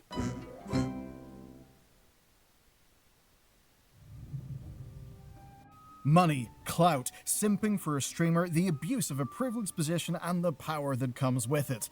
Today's story has got all of that stuff, and quite a bit more as well. And it's a story that would have stayed completely hidden if not for one unlikely hero, a suspiciously random whistleblower who helped all of this come to light. So today, this is the story of a corrupt Blizzard employee, his friends, and the stupid, stupid way that they all got themselves caught. Like a lot of WoW's madness, it all begins with a Reddit post. This lurker account, only a year old with a randomly generated Reddit name, claims to have been looking over Mythic Plus logs while at work, and found one particularly suspicious looking Nexus Point +23 key. It looked a little off. How off, though? Well, Warcraft Logs' replay feature can show you exactly how. In this, we see that they messed up their route and that they needed one more mob after Lothraxion to actually kill enough trash to win the key. But they had a problem. Only 30 seconds was left on the timer, and in that 30 seconds, they needed to do 17 million damage. Their combined DPS, of course a bit tapped out after the boss, was only a few 100,000, which of course means timing the key would be impossible, right? Well, it would be impossible, but that's only until the lingering image mob blew up, and it blew up with only 15 million health left. Did someone somehow get the largest crit in history? Well, obviously not. Something was clearly wrong. But it's a good thing that the log actually tracks every single spell cast. And what we see is a character cast Area Death Test, bit of an odd name for a spell, not one you'll find in your own hotbar. They cast that, and they killed the lingering image when it had 15 million health left. That's bizarre and obviously not something a normal player can do.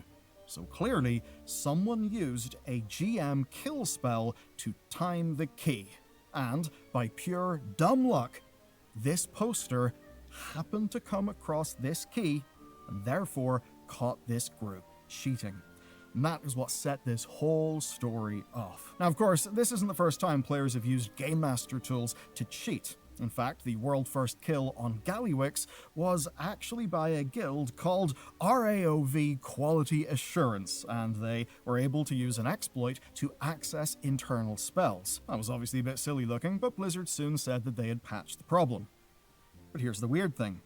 This was not actually done by a player. You see, the log, naturally, captured the caster's name, and their name is Daijosi. But what's weird is that that character name is not in the group running the Mythic Plus key. They're not in the party. So how could they be in the instance, but not in the party?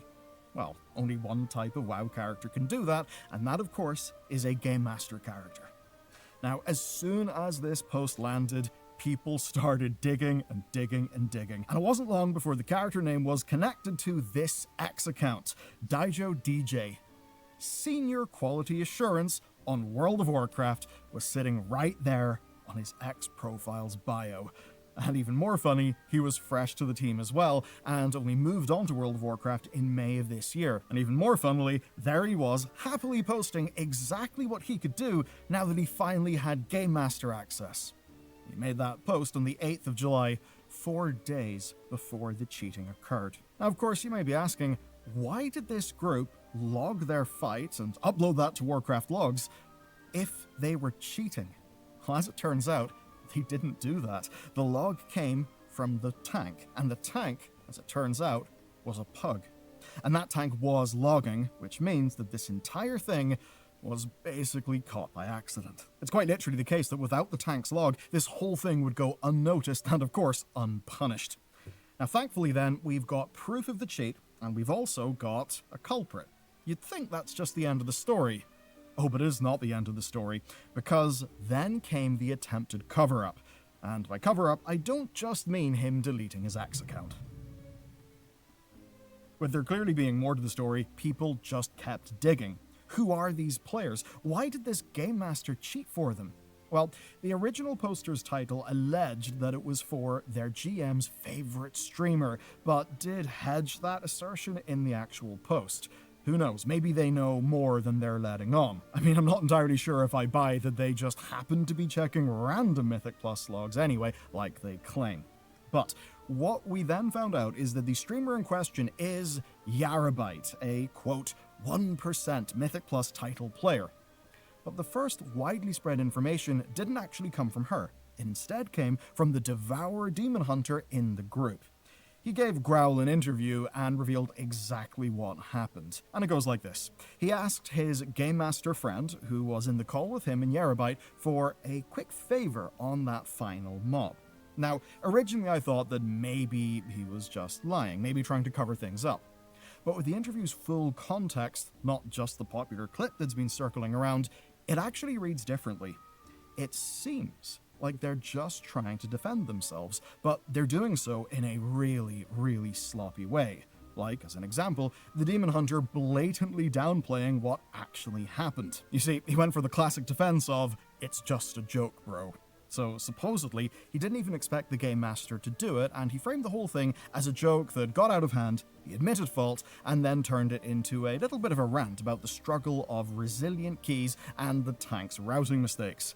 He was quite defensive, and his story has, well, a few holes. As an example, it was only, quote, half in jest. And what's odd is they didn't even need the key. It might be unfair, but it wouldn't earn them the 0.1% title, because they actually already have that title. So a little weird. Perhaps it was a one-off, and hey, Game Masters barely even exist anymore these days.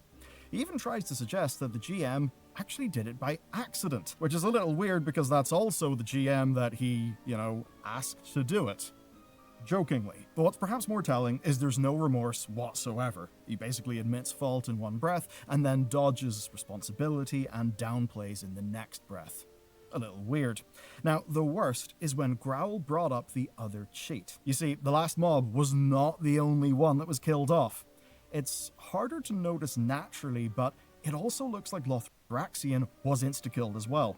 You see, at 1.5%, Daijo hit him with a different spell, this one literally named Touch of Death, just to save the group some time. Now to this, the Demon Hunter said, no, despite of course there being proof of that sitting right there in the logs. Of course, if you're going to tell the truth, why not just tell the whole truth, especially when the actual log is floating around the place? If the Game Master only killed the last mob because you asked, then why did the Game Master pop Lothraxion as well? And why did the OP call out Yara? So with all of this, something does not add up. But what we can do is take another angle and we can think about the motive. Okay, we need to review what we actually know. So we know they were in the call together. We know the GM and Yara have interacted on X publicly multiple times. She wished him a happy birthday before he was a Game Master. So the question then is, was he doing his friend a solid, or is there something more here? Well, one of the more popular theories, seeded by the OP, is that our GM was quite simply simping for Yara. And honestly, that's one of the more human explanations on the table. He basically helped her out in return for some attention. He's a big simp, that's it, case closed. I mean, it certainly wouldn't be the first time that a guy takes a dumb risk for the attention of the ladies, and it certainly won't be the last. And it's such a popular theory that all the shitposting has been absolutely sublime. Complete humiliation for our poor Game Master. But it is worth stressing, we don't actually have any evidence for this specifically as motive. I mean, it may just as well be for the clout of his friends, as one example. And as much as we all love a bit of drama, there are bigger and more serious fish to fry here. Like the murmurs of money. Yes, the same threads that dug up all this allege that Dajusai had been selling Mythic Plus kills for 2 years. That would be long before he was a game master, which does mean that it's not entirely relevant, but it could play a role in this. Like, it really could. Some have actually said that 3 people in the dungeon are known title sellers, and that assertion's actually furthered by the Demon Hunter's own interview, because they said that they don't even know if it was title for the tank, so perhaps it could have resulted in a title for that tank.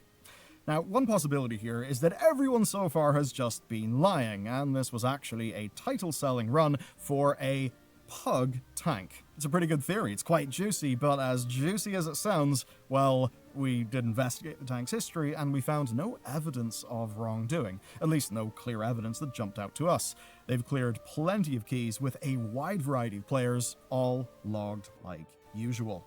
So, the worst possible case is that this is one random example of a long history of cheating World of Warcraft. Players using their connection to a game master to time keys and maybe make some money off doing that.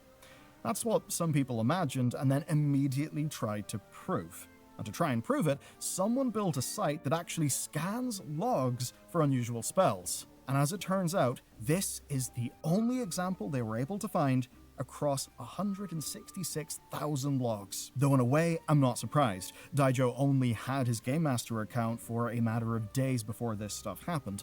So if some deep conspiracy was to exist, well, him abusing Blizzard power would really have nothing to do with it, because at least insofar as him doing these things goes, we've only got one proven example. Though certainly a deep conspiracy would be a way more dramatic story, but I do have to hold back here.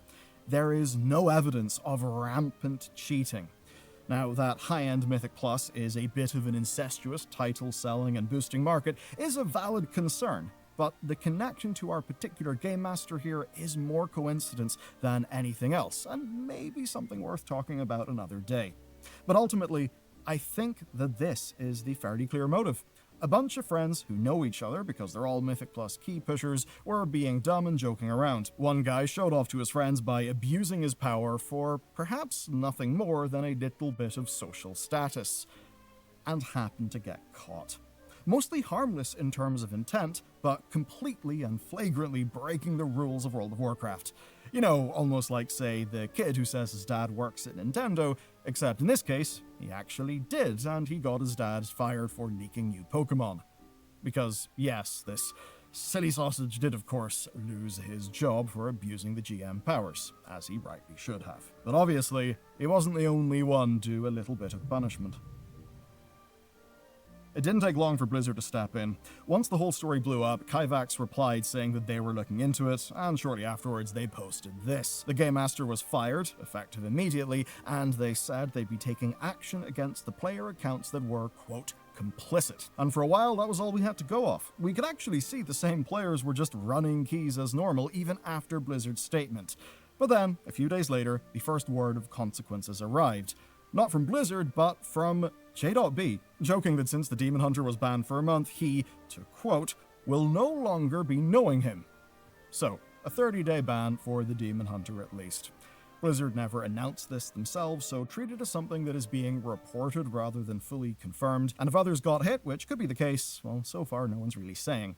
But if the timing holds, it is just long enough to screw up the end of their season and of course the first week of the next season, should they all get 30-day bans, which, to a bunch of key pushers, would certainly sting. But if we go beyond them and think about the people in the Mythic Plus scene, well, what we see is this isn't really being treated as that serious. You see, there are few enough players at that key level that they kind of all know each other. Naturally, they'll give each other the benefit of the doubt, instead of branding people as known cheaters that nobody will play with. This whole thing is largely a goof rather than, say, an attack on the fabric of Mythic Plus. But certainly, Blizzard themselves cannot afford to feel the same way. In their post, they dropped a little bit more detail. They said that a small number of employees have got access to tools on live servers which are intended for urgent live testing and fixes. They internally log every single one of these, which does mean that Blizzard has the receipts. so they almost certainly had the GM dead to rights. But more importantly, because of that logging, they say they are confident that this was isolated to one single individual. So there we have it, no rampant cheating, at least being done using dev tools from the inside. And that does track with an ex-developer's comment. There's basically a ton of protocol before you're even supposed to touch these tools, so it seems it is something the company takes seriously. And I think you can tell they take it seriously. They ended with a paragraph thanking everyone for reaching out with, quote, real concern for the integrity of the game, and that was signed off by the WoW team as a whole. And I know you could just see that as some corporate comms, but I do actually think they take this seriously. Mythic Plus is a fairly large contingent of the player base, and they know that if integrity goes, especially if that's caused by people within Blizzard, that will actually be damaging to their game. But I don't think it's the end of this story because, well, I want to go back a little bit. You see, when talking to Growl, the Demon Hunter downplayed all of this stuff. You know, whatever, they'd already earned their title. But the thing is, that completely ignores the bigger picture of this story. Say what you want about WoW, but outside of high-end mythic raiding being a big weak aura fest, it has been consistent, really. Everything you do in Azeroth does matter within Azeroth. Your progress is earned, it stays with you. Hall of Fame achievements, gladiator mounts, Mythic Plus titles, even simpler things like, say, the Insane title from way back in the day, or maybe that rare mount that you farmed for. All of those things feel real. So if Game Masters are breaking the rules of the game, and if players are complicit in that, then the entire illusion of, well, WoW mattering is under threat. And that does mean it's absolutely imperative that Blizzard treats cheating from inside or from outside with the utmost seriousness at all times. Even when the cheating is minor, the principle of a real game in a real world has got to hold. Almost nothing is worth the risk of devaluing 20 years of someone's effort. Cheating, of course, has happened before, and botting is rather rampant, but on those, at least, we do know that they try. And even back in the day, when Game Masters were a lot more visible on live servers, you could really tell that. Game Masters had a weird uniform. They would fly and teleport around the place instead of walk. They had a almost mythical place called GM Island, totally inaccessible to players. They were these weird, otherworldly, almost alien gods, and in a way, that mystique kind of sold that they weren't real within World of Warcraft. Meeting one felt like a dream. You know, like an apparition from an angel, not really a peek behind the curtain into development. And that was actually by design. A little bit like, say, the hand from SpongeBob. It's clearly not part of the world, so whenever it comes in and breaks the world logic, well, the world doesn't stay broken. So, in other words, decent response, Blizzard, actually. The firing of this employee was right. Absolutely, and the bans are at least more than nothing. But a month they can easily sleep off doesn't feel like the right bill for death touching your way to a timed key, and kind of breaking a lot of how the game should actually work. They should probably make this stick. Maybe lock them out of this season's title. I think that would be a fairly good idea. At the end of the day, it's a competitive title, and if you break the spirit of the game, well, that should be stripped from you, at least in my opinion, because otherwise people may just think, it's a slap in the wrist. Fine, I can take that. Now, normally this is the bit where you could take your leave and watch another video, but as it turns out, there is just one more thing. There is one final mystery to this story. Throughout all of this, there's one question I'm afraid will just go unanswered, and that is, who blew the whistle and why did they blow the whistle? You see, I can believe that people examine top logs for strategies. That's a good reason for someone to be, looking at Warcraft logs when they're at work and have some downtime. I find it harder to accept, though, that someone just so happened to find this one completely randomly. I've got two theories then. One is, what if the OP is actually the Pug tank? And what if they blew the whistle because they're afraid of repercussions for being part of a cheated key? And do remember, the Demon Hunter was happy to throw the tank's routing under the bus on camera. So if there was bad blood within that group, then, well, an expose on the situation sure does right itself. Juicy, but that theory does kind of fall apart, given that they, well, kept on running keys together afterwards. Theory 2 is it's one of Yara's other friends, or maybe a viewer, blowing the whistle in a little bit of inter-simp competition. Maybe they got jealous, maybe they were just really principled about World of Warcraft. We can't exactly know, but I think I believe this one a little more. And that's because after the Kaivax response, the OP got really weird in the comments, referring to their own Anon account in the third person. You know, like they might be afraid to be found out and therefore have something to lose. Or maybe they really are a random demon hunter trying to figure out how to run a Nexus Point plus 23. At this point, I don't think we'll ever know, but at least it was one hell of a dramatic story. And a reminder, if your job gives you power, do try to not abuse it for clout, at least within the first few weeks. Or maybe do, because the rest of us will get a good laugh out of it. But being serious, this is an important story because the integrity of the game is being upheld. And that's something really important. You see, there's a lot of discussion about why WoW does not just hit the same that it used to, maybe back in 2004 or 2008. A lot of people have said it's about immersion. And I think some of it's that. But actually, it's about something different entirely. It led to us digging through loads of scientific papers. It was a hell of a ride, and you can find out about it in the next video.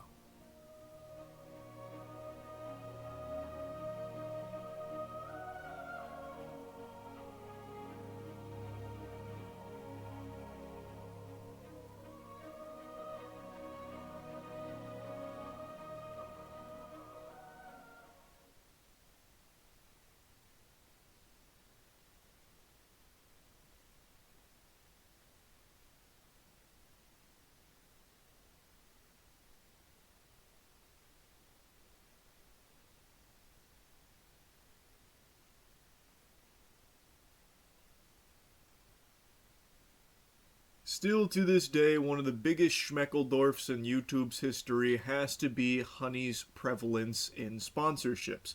Honey being the browser extension that finds you coupons, it was being pumped everywhere by every YouTuber for quite a while. And then from out of nowhere, a YouTuber named Megalag conducted a thorough, long investigation on Honey, revealing extremely shady, potentially illegal things going on. And it's a story and case that I've been glued to because shit's hairier than my ass, and it deals with a lot of money at stake here, potentially. And Megalag has been in the crosshairs of some very powerful figures here seeking to, discredit him and his investigation. It's been like a wild series of events. And now he's just posted a new video updating everyone on where everything is in this case and this investigation against PayPal Honey.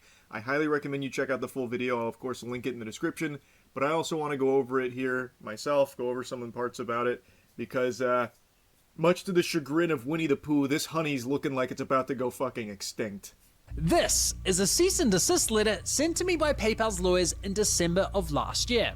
In it, PayPal warned that my investigation was, quote, defamatory and described Honey's business practices as being, quote, legal and responsible. Well, just weeks after publishing that investigation, 3 of PayPal's largest affiliate network partners announced punitive actions against the company, with one of them, Rakuten, terminating the relationship with Honey entirely, resulting in their removal from over 2,000 online stores, including Walmart, Lego, Sephora, Newegg, Uniqlo, and Samsung, to name a few. PayPal Honey was attempting to take Megalag down to Legislation Lagoon there and just give him the fucking shellacking, so they did try and cease and desist him, claiming that what he was publishing was defamatory and that everything they did is all honky-dory, very good stuff, sunshine, rainbows, this guy's a bad actor, this is, a bunch of fish paste and hoo-ha, horse hockey, hogwash, and we have to disregard all of it and it's damaging us.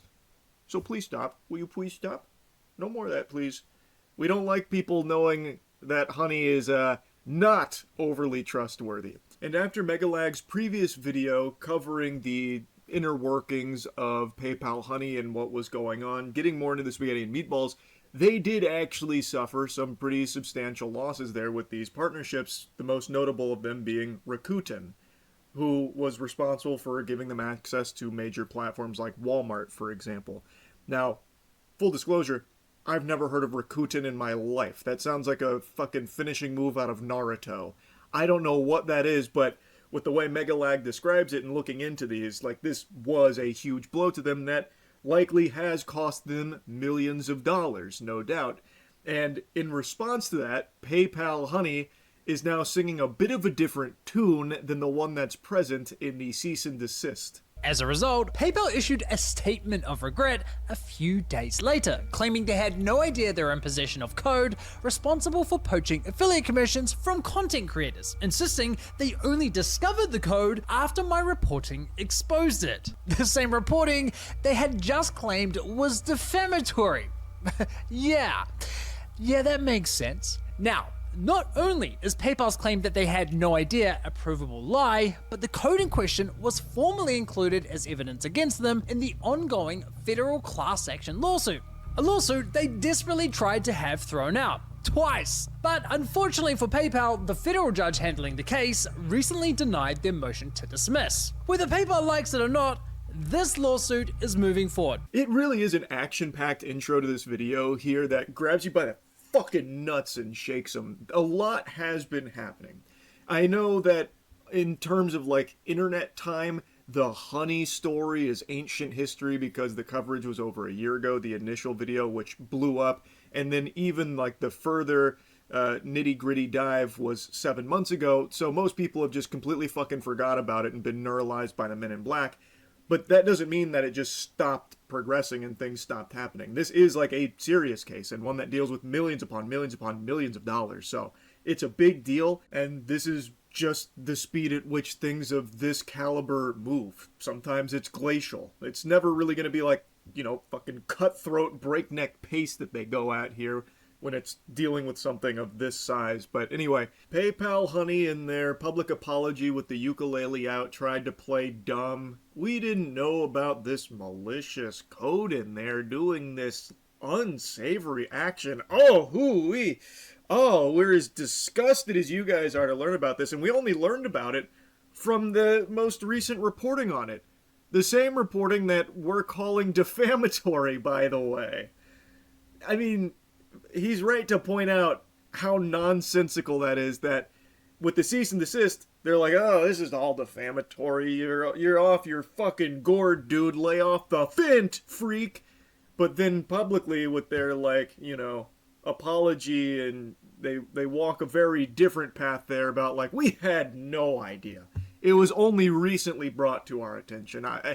We're stunned. But not too stunned. They were still able to muster the strength and courage to try to have this lawsuit dismissed twice to no avail. Thankfully, to no avail. I'm happy to see this progress. That's great news. They weren't able to just strong-arm their way through the legal system to bury this or anything, so that's pretty wonderful, actually. Megalag then briefly dove into some of the individuals that were very vocal in saying that Megalag's wrong. One of them said he's 100% wrong. Another accused him of making sensationalized clickbait. Boo, Megalag, yay, Honey. And Megalag then proved that the most vocal individuals that were doing this behavior, and even an outlet, all had ties to this industry. So they benefit from Honey being successful. They don't want to see it fail or be exposed with these kind of really shady practices in their business, because these individuals would also be hurt as well. Like they had skin in the game, thus were looking at ways to like poke holes in Megalag's credibility, even though they themselves are not reliable sources. They are very biased. So like the things they were saying weren't coming from like a genuine place of critique, and it wasn't legitimate. It was all because they need Honey to survive. And I thought he did a very good job at defending himself against some of these claims that they were making against him. But then I revealed the one thing they couldn't spin. Honey wasn't just stealing commissions, they had intentionally built an entire system around hiding that behavior from the industry. The system was designed to profile who you were as a user. If you look like a regular shopper, Honey ignored stand-down rules and allowed influencer commissions to be diverted into their own pockets. But if you look like someone from within the industry, Honey suddenly played by the rules to avoid getting caught. They effectively engineered a defeat device, and with this revelation, the industry had no choice but to respond appropriately, including the ones who profit from Honey's business model. And the first to act was Rakuten, an affiliate network that connected Honey with over 2,000 online stores. Doesn't Rakuten have its own coupon cashback extension? Yes, Rakuten Rewards is technically a competing extension, ironically one they too are being sued over, but that's a completely separate side of their business. As a network, Rakuten still earns money every time Honey claimed commission for a sale. So trust me, they did not want to lose that partnership, yet they cut them loose anyways. The defeat device became really the silver bullet for this werewolf here. That is going to be something that you're going to see a lot throughout this new video from Megalag, because that's the one where there is no spin to put on it from these fucking worms, man. There isn't a way of defending it. And it even prompted action, like Rakuten here, which no doubt had some of the top brass over at Rakuten furious, fucking steaming. I know they weren't happy, because that is a lot of clams left on the table there. They're missing out on a bunch of bones through the partnership with Honey, obviously.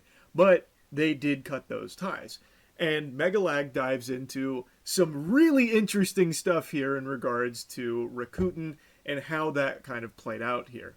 Interestingly, Rakuten has their own pseudo-competitor to Honey, which has also landed them in some legal hot water with a lawsuit of their own plopped onto their lap.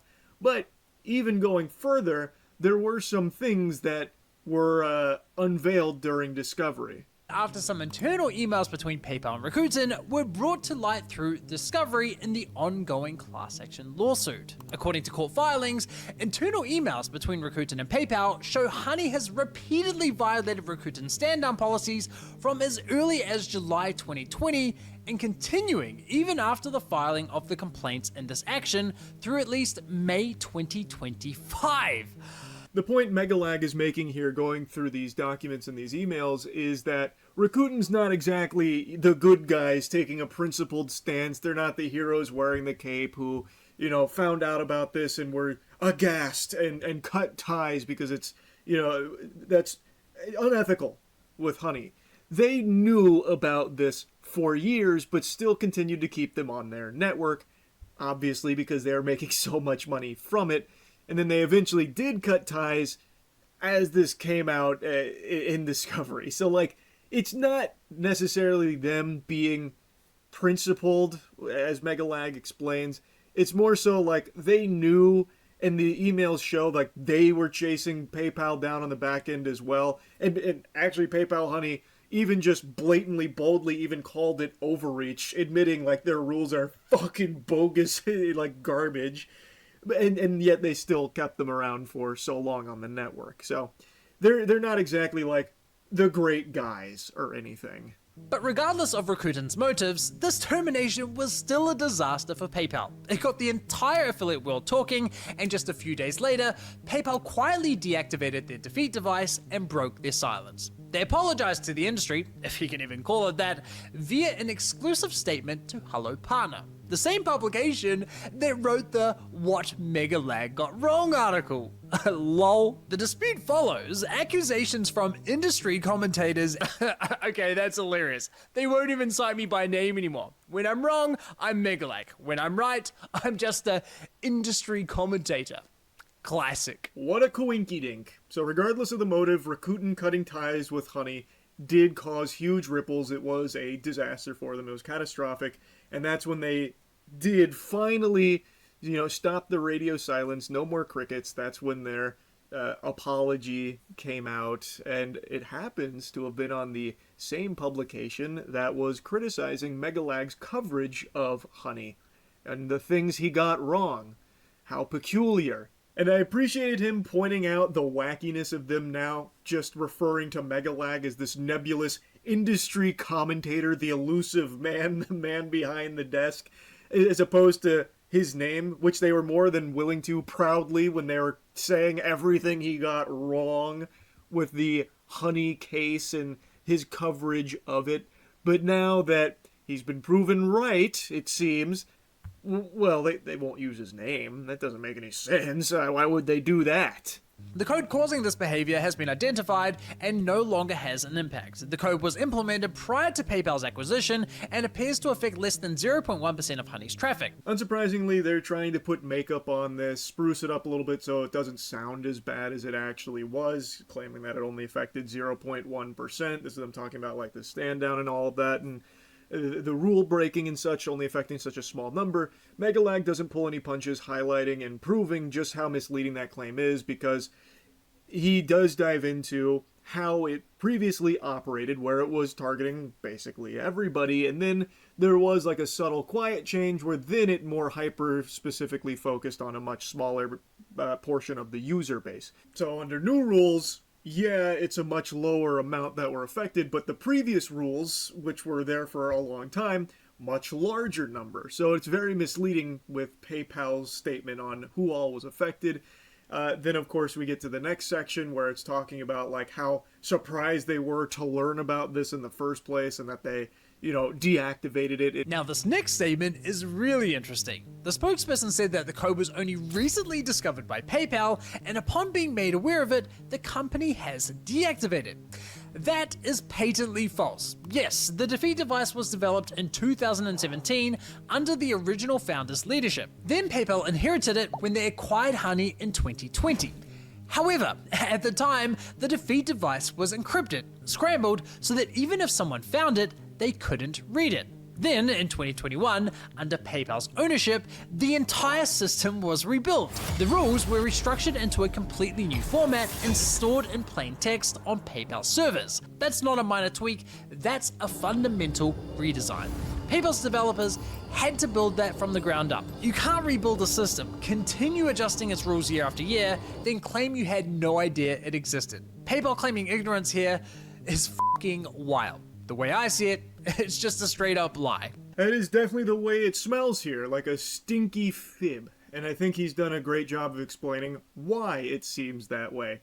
Them trying to claim ignorance on this, I think is, and I believe anyone that's been paying attention at all and has followed this story can see how outrageous that concept is, that they just had no idea about the existence of this stuff.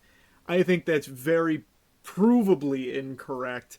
At least I would think so. I think the evidence is overwhelmingly against that claim, and the fact that they're even trying that is just insulting to human intelligence. And speaking of insulting to human intelligence, the next section, he puts a little bit of time into just fucking walloping, dunking on that publication that made the article What Megalag Got Wrong, while like sucking the cock here of a Honey and doing their best to sweep for them. He was able to find some really strong connections between that publication, Hello Partner, and Honey. Honey happens to be one of their premier sponsors on one of their conferences. So it seems like there was heavy incentive to be nice to Honey, since they are pretty close together. They're in bed together. And Megalag even showed that that journalist that wrote it had reached out to him, saying how neutral they are on all of it, but very clearly having a bias towards Honey.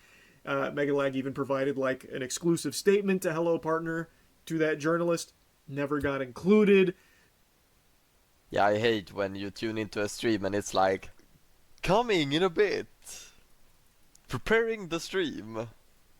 Bro, just click start streaming, bruh. Like, what's the big deal? Just fucking put on the cam and get to work. You know why people do this, right? Is so they get their streaming hours up. Me, personally, someone who works 8 hours a day, on camera, on time, every time, I don't respect it at all. They're up their stream time with this stupid stuff. These guys should get a real job, you know what I'm saying? Understand what it's like to be in the real world. Yeah, I hate when you tune into a stream.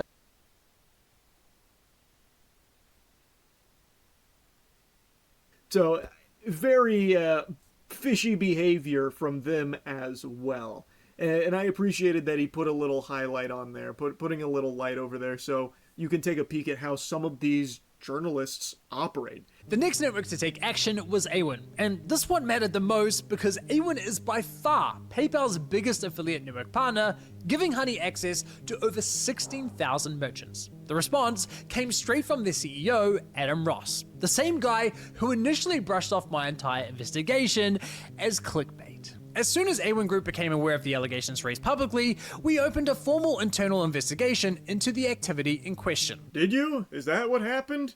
Are you sure?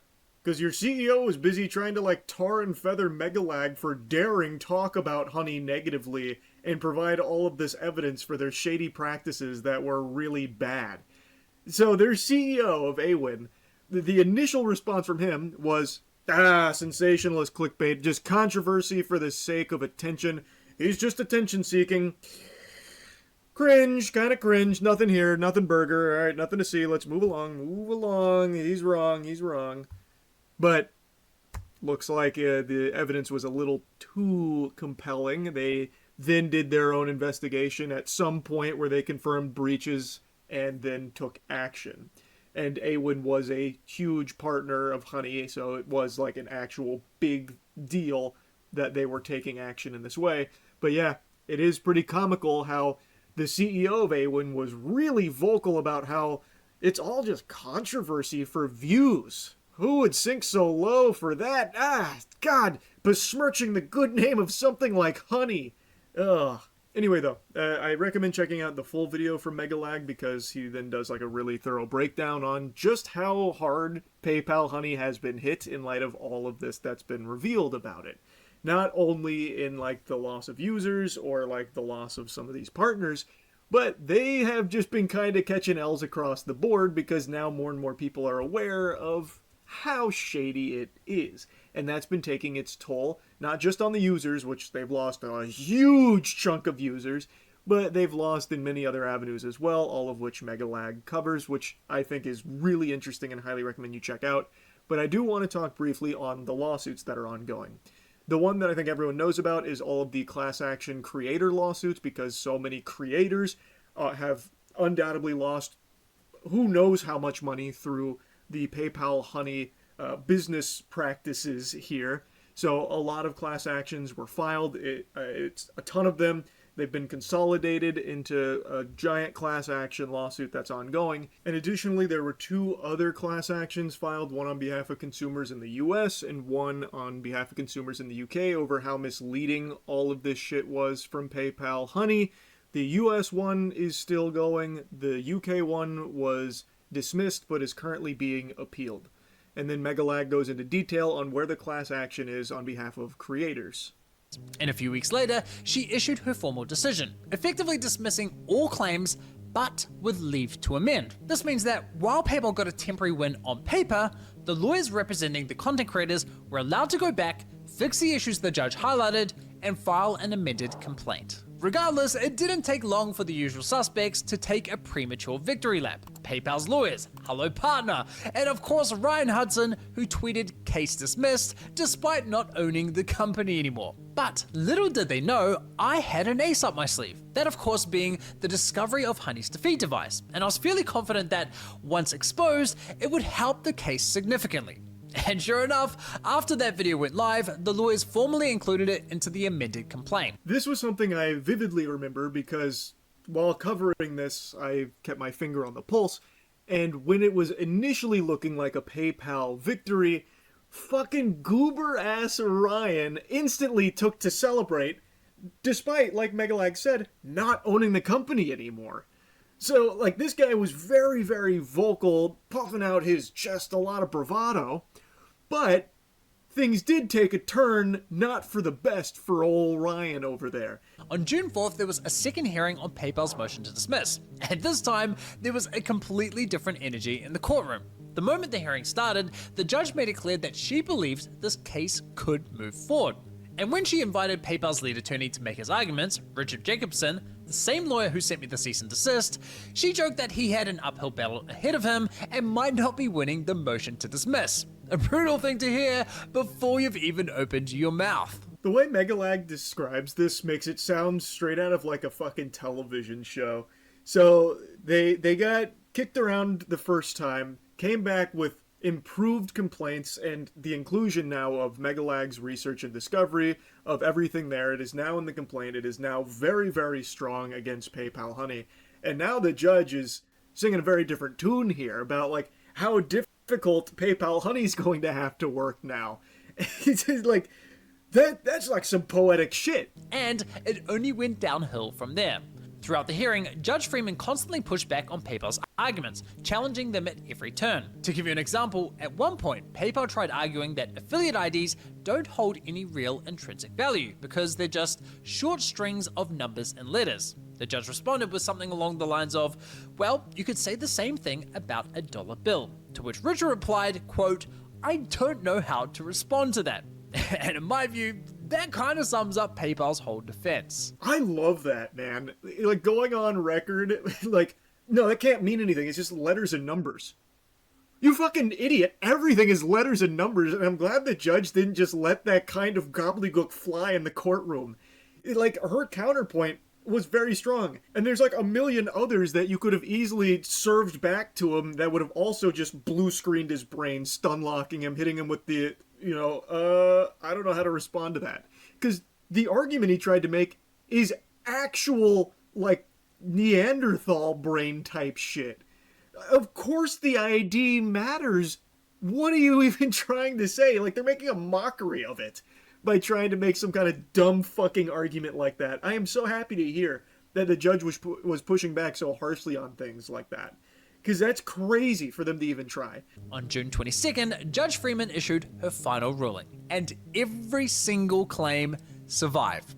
That is a huge win for content creators and a massive blow to PayPal. So, what happens now? Well, now that the case has survived, there's no reason for the lawyers to delay the discovery process. That means PayPal handing over documents, internal communications, and their employees possibly facing depositions under oath. And given that the defeat device was developed prior to PayPal's acquisition of Honey, it's entirely possible that the original founders, Ryan Hudson and George Ruan, get dragged into this process as well.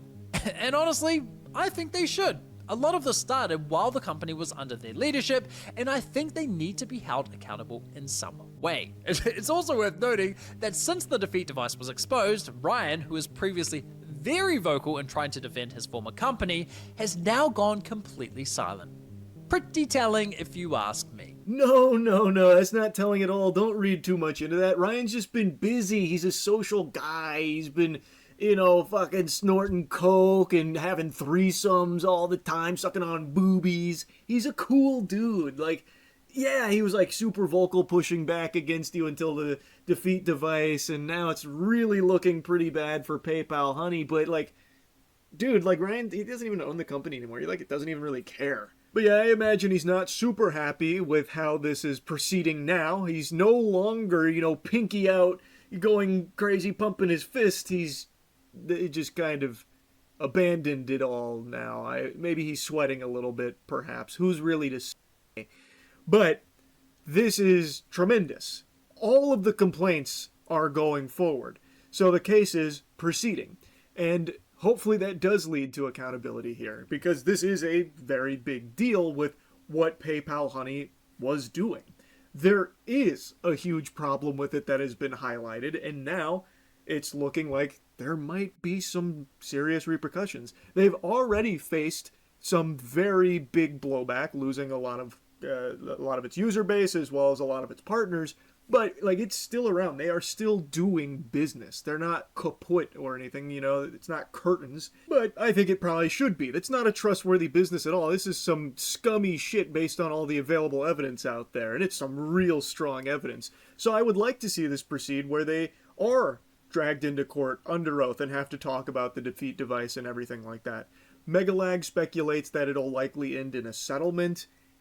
I tend to agree that that's probably going to be what happens here, but I'd love to be surprised and actually see them have to talk about everything under oath and go into detail on all of this really not good stuff here, these fucking barnacles at PayPal Honey. But I guess we'll see how it all shakes out. From the very first day that Honey deployed the defeat device, they added code that documented every decision it made. So each time the system decided to violate stand-down rules, that decision was logged. Every time it decided to play safe, that too was logged, along with which rule triggered the decision. But more importantly, they also logged the original affiliate link the user clicked on, which often contains the original affiliate's ID, and in some cases, even the affiliate's name. Now, assuming PayPal has retained this data, and I think there's a very good chance they have, it means that somewhere on PayPal servers lies a detailed record of every single instance in which this defeat device enabled the theft of someone else's sale. And I'm fairly certain the lawyers will be demanding access to that data if they haven't already. That's a pretty big deal, just to have a full ledger kept of every instance of theft and where it happened and who to. That's huge if they're able to get that information through discovery. Megalag calls on like the existing partners still with Honey to demand that data themselves, even outside of the courts, which I imagine Honey will not provide if I had to wager a guess. But yeah, that would be massive, because then they could get the exact amount and all of it just right there. But I guess we'll see. Anyway, I found this to be an extremely exciting development here in the case against Honey. Please go show support to Megalag for the work he's done on this case. It has been extraordinary, even in light of him facing his own legal hamburgers getting served up from PayPal for his coverage of this. He continues to fight against them, which I think is just fantastic and the exact kind of journalism this world needs a lot more of. Someone that's willing to fight tooth and nail against some absolute fucking trash like this from PayPal Honey. So big hats off to Megalag. Hopefully the ongoing proceedings continue to look favorable. And yeah, that's really about it. So yeah.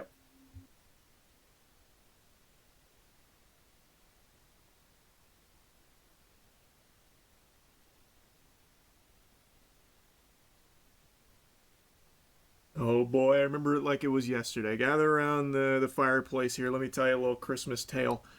I still recall when Liquid Death was brand new to the market, and Matt had just purchased a can, and we were sitting in his truck, and he handed it to me to try.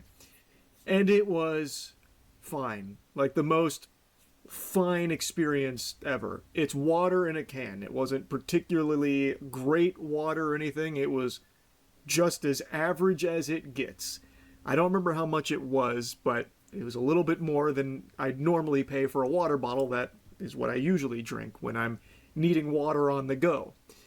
And then I read the lore on the can. Matt made a strong mention that the branding is what's helping this company, Liquid Death, start to catch on. So I read the story, the cinematic universe, and it was all about like how they had climbed a mountain, like Mount Violence, in the Blood Moon, in order to find the best water to give the big finger to the Grim Reaper. We won't die of thirst. We're gonna murder that thirst.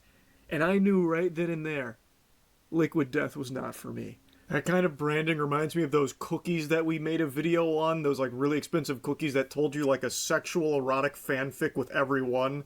And it's just like I don't know. To me, that kind of thing was just kind of cringe. I also just found exactly what it is on the can. It's this story right here. This infinitely recyclable can of stone cold sparkling water came straight from the Alps to murder your thirst. When a group of teenagers set off on the mountains for a weekend of drinking regular water in plastic bottles, they became hunted by an aluminum can of mountain water that was dead set on murdering their thirst and recycling their souls. Once cracked open, no thirst is safe from Liquid Death. After brutally dismembering its thirst victims, this brutal can of water used the severed body parts of dead thirst to build itself a flesh suit, which it used as a disguise to get a job in marketing. But Liquid Death never took the job. It just murdered a bunch more thirsts instead. Chills. Literal goosebumps. $1 billion company, by the way. The product itself was fine. Again, it's more than I would pay for canned water, but it's been very successful, but it is just not my kind of product. And I haven't really paid attention to it over the years other than seeing it pop up in like as a sponsor in some popular events.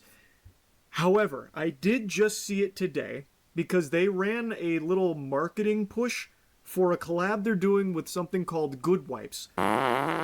Excellent do, sir. Introducing the Butler from Good Wipes and Liquid Death. One lucky individual will win a personal butler to live in their home and to wipe their butt with the softest, most luxurious vanilla Scream Soda scented wipes, each infused with soothing aloe, vitamin E, and actual liquid death. I thought this was like a joke thing, but it's very real. So they've collabed with a company called Good Wipes, and they've produced this collab, which is a liquid death infused scented ass wipe that smells like their Scream Soda flavor. And there is a sweepstakes, a real sweepstakes you can enter to win the butler, who is, I guess, a real butler who will actually wipe your ass in the real world.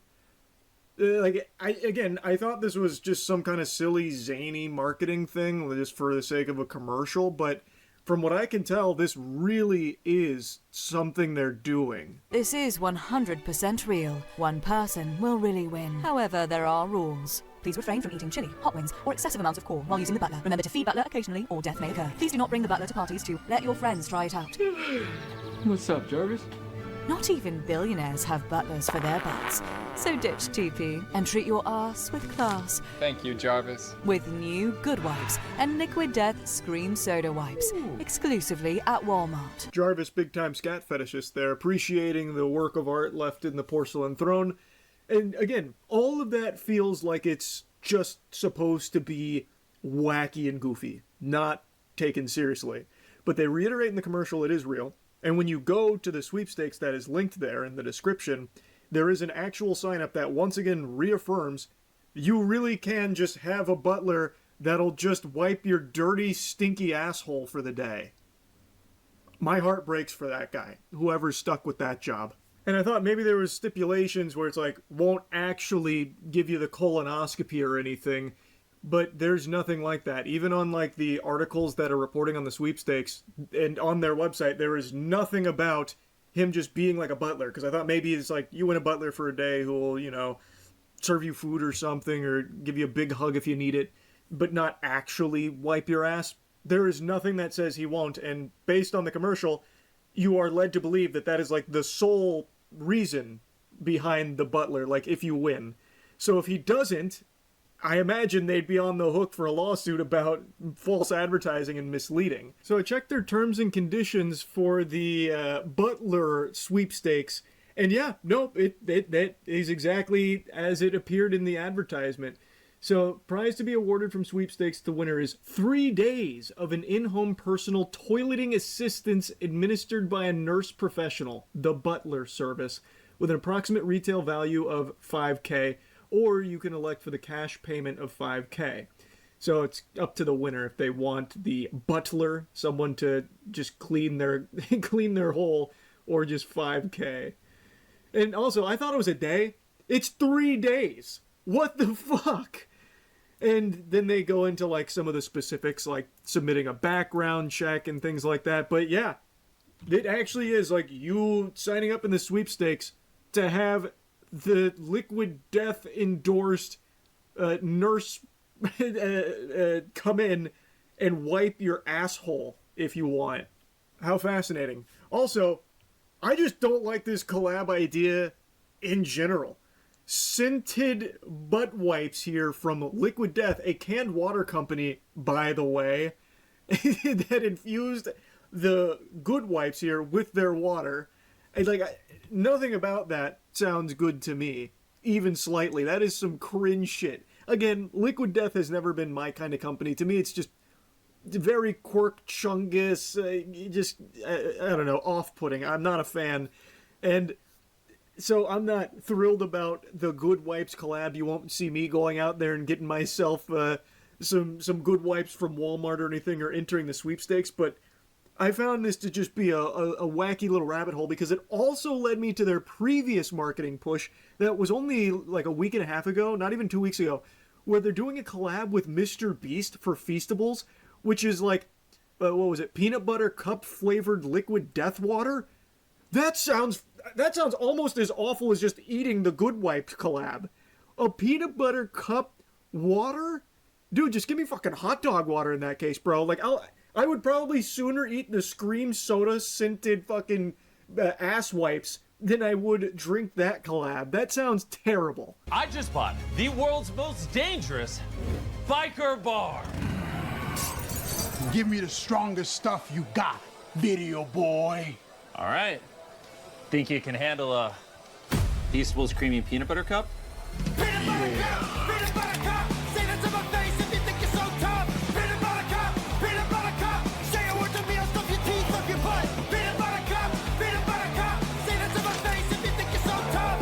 The visuals on the peanut butter cup soda flavored water, sparkling water, excuse me, look AI generated. Am I on the crack pipe? That looks like AI. Why not actually just drink the beverage? Like, because it doesn't look like that, and it even says so in the commercial that it's a dramatization of it. But why not just, like, drink it?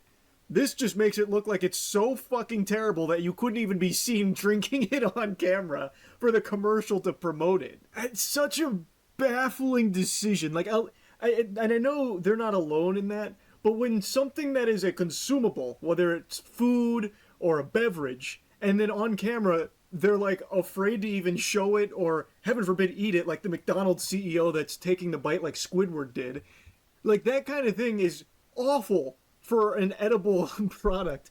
Why would you just rely on what looks to be AI visuals to represent your collab peanut butter cup soda sparkling water?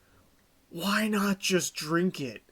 Is it that bad? Because that's the impression I get watching this. And already, like I said, I hate that idea of peanut butter water. That, like, I like peanut butter. That just does not sound good, even slightly. I wouldn't even try that as a joke. It's just, I don't know, man. Liquid Death, back-to-back L's, I gotta say, on the collabs and marketing. Fucking odd. Anyway, that's really about it. So, yeah.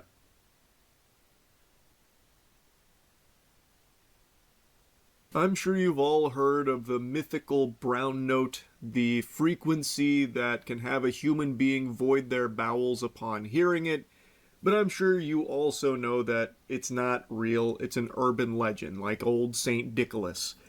But what is very real is something that's only recently been discovered. The brown name, which is a name that upon seeing it will have a human being shitting themselves, violently having a bout of diarrhea, and just an apocalyptic battle between the body and the colon. Don't believe me? Does it sound like some kind of SCP, the name that has you fucking poop yourself? Well, I'll just say the name, and then you'll know. Taylor Farms. I was recently yapping about this company in regards to the cyclospora outbreak that had been sweeping the nation, which had been causing violent diarrhea, and even recently is being linked to a couple of deaths. Taylor Farms' name made its way into this Thunderdome because it had been heavily linked, the cyclosporiasis outbreak had been heavily linked to Taylor Farms lettuce. So the big caution was to avoid anything Taylor Farms lettuce related. There was a big voluntary recall from them, and of course the inexplicable fishiness from the FDA with Taylor Farms and everything that happened there. I've already covered that, so I don't want to just regurgitate it here. Even just yapping about Taylor Farms is giving me fucking cyclosporiasis at this point. But Taylor Farms finds itself in hot water yet again, in some diarrhea water yet again, because now they're having to recall another big batch of their products. About 20 scrumptious petri dishes Taylor Farms is plopping on our tables and serving us are being taken off the shelves due to a salmonella concern over their jalapeno peppers. According to Taylor Farms, it makes up about 40% of all salad kits sold in the US last year and would be recalling around 20 products such as dips and sandwiches from retailers including Walmart, Target, and Whole Foods. They said that they're not aware of any illnesses linked to these products, but it was withdrawing them across 26 states. A classic Taylor Farms maneuver here on the chessboard here, going for the soggy shitters gambit, where they pretend that it's not, confirmed to be Taylor Farms the big culprit here behind all of this hoopla, but that they're going to be taking precautions just in case, just on the slim chance. which is kind of like the same attitude they had with their lettuce, where they were voluntarily recalling it, you know, just out of an abundance of caution. The jalapeno recall came after Coast Citrus Distributors, which supplied the company with its peppers, recalled its own fresh jalapeno because of the salmonella concerns. Taylor Farms said a grower in Sinaloa, Mexico had been identified as the source of the outbreak and that it is no longer sourcing products from this farmer and will be filling orders from alternative suppliers. Listen here, Scooby-Doo and the crew, we got a real mystery afoot here. How does a company that clearly cares so much about health protocol like Taylor Farms keep getting wrapped up in all of this shit? It's so odd to me. It's almost like there isn't enough oversight here, and when corporations like this get to put a bunch of money into policy that will ease restrictions on what they are allowed and not allowed to do, they will often just choose the cheapest and most dangerous, unhealthy path that hurts the consumer.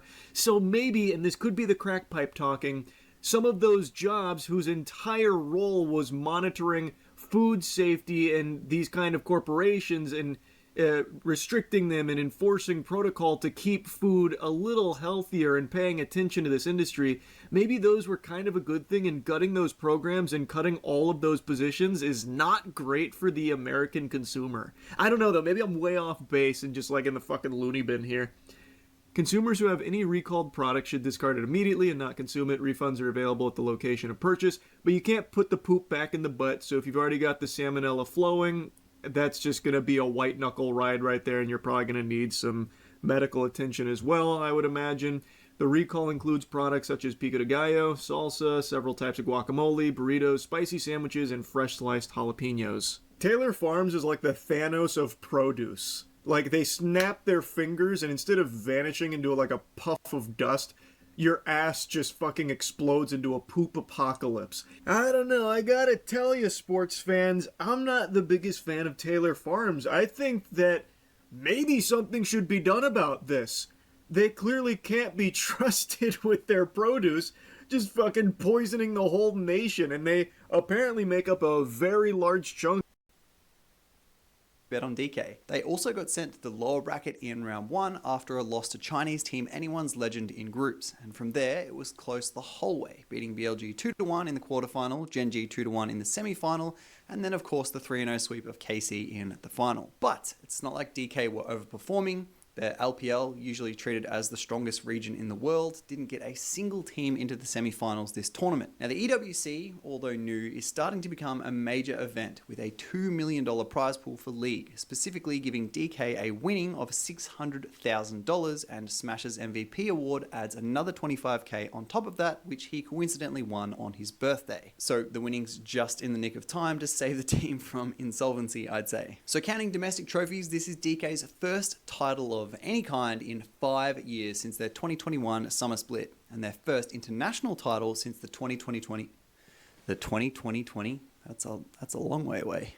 And their first international title since the 2020 World Championship. It's also the first EWC held outside Saudi Arabia. Organisers had moved the whole event to Paris Expo Porte de Versailles this year, citing the reason for regional instability amidst the Iran war, giving organisers just shy of 8 weeks to relocate a 2,000 plus staffed event as well as equipment and facilities. But for the event, it paid off. League of Legends alone peaked at 1.4 million viewers, except for the French team KC. Didn't quite pay off enough.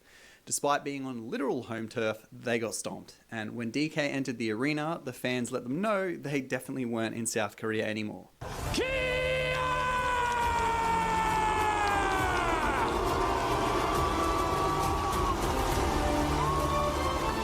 Shiwu, Lucid, Showmaker, Smash, Korea. 4 players chasing the first international title. Hell, even Cadril was getting booed by the KC fans when someone was holding up a Cadril sign. But like, it's only because Cadril's been pretty much the only one to actually be vocally opposed to their esports related behavior. Very, very cute. Cadril. Cadril fan. Less than 3. There as well. And obviously all the Komedo fans are now like... W booing. Also, the person with the Cadril sign. W. W for having a casual sign around all the KC fans in France. That's like putting a bully me shirt on. Anyway, following the booing and the DK win, Showmaker was asked what he thought about it, to which I have the translation here from GifGif. He says, "Since I love soccer so much, I think booing is part of the culture too. So rather than my mentality being shaken by getting booed, I was just so thrilled that they booed me. It felt amazing to experience the culture firsthand. It was a moment where I could feel that I'm truly living and breathing as a player in the sport I love. So even when the boos came, I just kept smiling. It was such a meaningful moment, and that's probably why we got such a good result." So yeah, this is literally probably the best response anyone could have given. I even think KC fans probably respect him a bit more, with the French obviously being a very big football nation. And he's right, if he had to let the boos shake him, he probably wouldn't have played as well. Anyway, congrats to DK for their win. I just hope that they don't go bankrupt. A Lois Challenge video coming very soon. Stay tuned for that. But now, thanks for watching. Bye. Gold digging. They should call it bold digging with the audacity that these women have. You know, it seems like some of these women, their brain is running on airplane mode. If you enjoyed the content, stick around to the very end. I'm going to cover some comments of a previous video. And please subscribe to the channel. It's a way you can support for free. Let's get off into this. You disrespecting your body and half naked. What? You just said. No. I'm sorry, but the fact that I'm on the beach with the bikini. Whoa, your bikini barely fits you. It's like kind of. See, like she. Got so much lip filler, the turtles are afraid of her. Shots fired! She covers most of her body with her bikini. Yours doesn't fit you. We're twinning. No. This is her bikini. Exactly. It fits you. It doesn't fit her, which is kind of disrespectful to your body. Why you don't. Filming? Well, because she's dressed like a. He's filming. Let's She's dressed like. Why would you even say that? Unless you know that she's a... Huh? Just saying. Why would I not? He's a for sucking toes on the Like what? What are you doing? You don't feel ashamed? Why don't you feel Disgusting. ashamed for being a... Hey Google, show me the relationship with her father. I almost bet you it's non-existent. It's the brutality that we see these days with these young women is their fathers are completely absent. And we wonder why there's so much degeneracy in this world. That's pretty much what it is. These girls don't have fathers. Or it seems like even mothers at this point. First man I've ever met. Hang on a second. I'll buy all of your shots. We don't need him. No, we do need him. Taylor, it's your birthday. Be nice. Just be nice for 10 seconds. 10 seconds. It's not that I'm not nice, but I can't say you're like a good person. I'm so happy for you that you're growing and changing. Big back, big back. You know, it seems like that position with her mouth right there, it seems like she does a lot of that. I do not appreciate change until I see it. Sorry. I'm trying to show it right now. You telling me shows me nothing. You want to do cash card or Venmo? Venmo. If a stranger refusing to... Cash card or Venmo? Wait, what are you paying this woman for? Stop simping, dude. The simp jutsu's crazy. You mean to tell me this is the way that we finna start our new year off? Listen, Ma'am, you're expired. You every day a 50. Your forehead's bigger than mine. Shots fired! This is how we're going to start the date off. Does setting a budget limit for a woman on a first date show financial boundaries, or is it just plain disrespectful?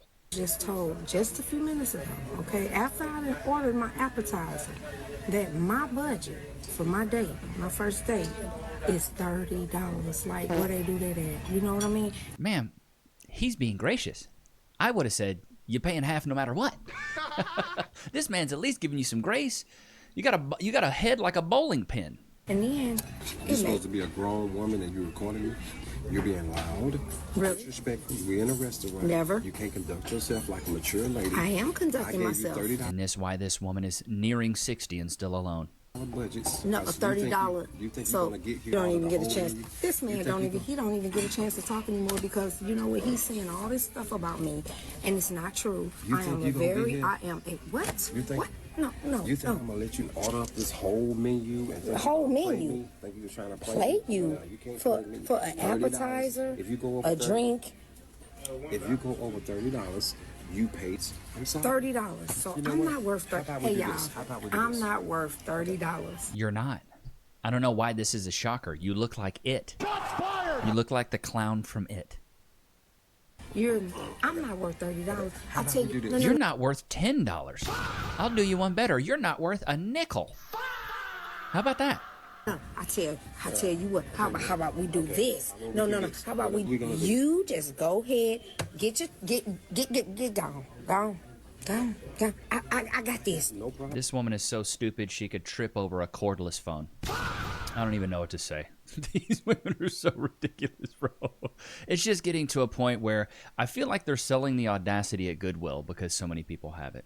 Chat, I came across something really interesting about stem cells. They're basically your body's natural repair cells. And there's been a lot of conversation on how to support healthy aging and recovery. Even Joe Rogan has talked about stem cells quite a bit. Check it out. I had a full-length rotator cuff tear, and the UFC gave me a doctor in Los Angeles, and he looks at my MRI and goes, "You're gonna need surgery." I go, 100%? He goes, "I don't know how you're using it now. It's a matter of time. You're gonna need surgery, so it might be better to do it now." So I got it shot up with stem cells. And this was the early days of stem cells in America where you could get away with more. And you gotta go to Mexico now again. Now, stem cell therapies are a rapidly evolving area of medicine, but many treatments are still heavily regulated in the US. That means people often travel abroad looking for options, which can get incredibly expensive. What's interesting is that researchers have also been studying ways to support your body's natural processes. One ingredient that's got attention is high flavanol cocoa. Some researchers suggest that cocoa flavanol may help support healthy circulation and the body's normal repair mechanisms. Take a look at what Harvard researcher Dr. William Lee says. Studies have been done to show that the flavanols in cocoa stimulate stem cells to come out of your bone marrow like bees in a beehive in your bloodstream, and they go out and they find wherever it needs to be repaired. If it's in your heart, they'll fix it. If it's in your liver, they'll fix it. If it's in your skin, they'll fix it. The catch is that most chocolate doesn't contain many of these beneficial flavanols because they're lost during processing. That's why I've been using Black Forest Supplements High Flavanol Cocoa. It's just 20 calories, no added sugar, and it's easy to mix into a coffee or a protein shake. Right now, they've brought back a special offer only for the Knicks Nation. A BOGO, a buy one get one free across the store, plus a free bottle of NMN for every order. But the catch is you have to use my link in the description or in the pinned comment. It's not available on their regular website. And this promotion only lasts 48 hours from when this video goes live, so you gotta get on it now. So if you've been looking for an easy way to add some cocoa flavanols to your routine, check out the link below before the deal expires. Yeah, buddy, get that. Here, this is a face only a mother could love. Goodness gracious. The turtles are crawling in their grave right there with that. Get 2.5 mils of lip filler. Don't do it. Just don't do it. Question is for the men, because I feel like my ex is blocking my blessing. So why do men get so offended when women that they did not do right by and had no intentions of doing right by decides to one of their homeboys? Lord have mercy, the bop lore. She's a runner, she's a track Can we get some bop lores in the chat, please? And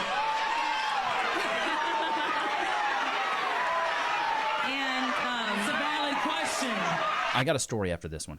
It's a valid question. What the is going on? I'm not about to answer. Trip, I'm not about to answer this.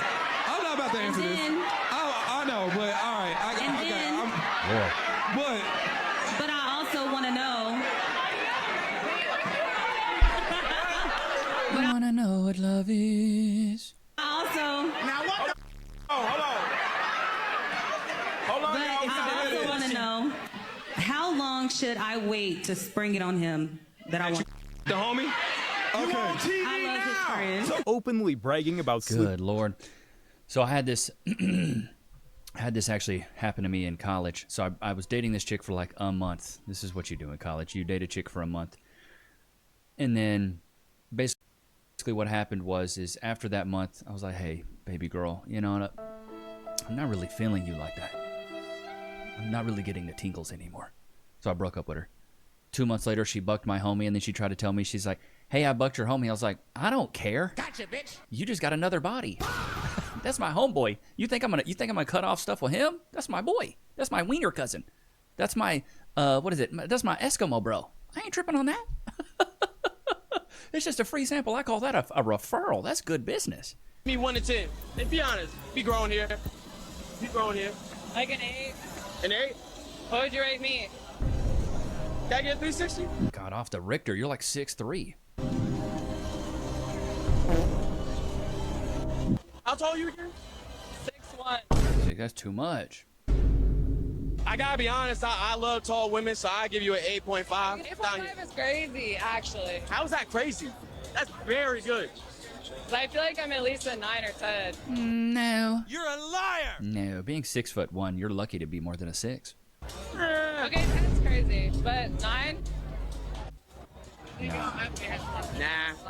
I think 8.5 is solid. I'm just being honest. You know what's really crazy is that they genetically modified chicken, and the chickens are growing, but you're not. That's really crazy. Because I don't want no human growth hormone injected in me. Maybe you should. Her brain is still buffering. That's what, her brain needs a booster seat. That was one of the dumbest things I've ever heard. My height went in other areas, so I'm chilling. Again, She's the type of chick to stare at orange juice all day because it says concentrate. You know what I mean? This woman's an idiot. I don't even know. She could get lost in a one-door room. You know what I mean? This is crazy work. Ask for mine. Ask for it. You said what? Ask for my thing. That's W Riz right here. Go. Like, not exchange, like, you don't tell me, like, you don't even know my name. I'm gonna be honest with you. Do you remember my name? No, I don't even know if I told you my name. Molly. You know Molly?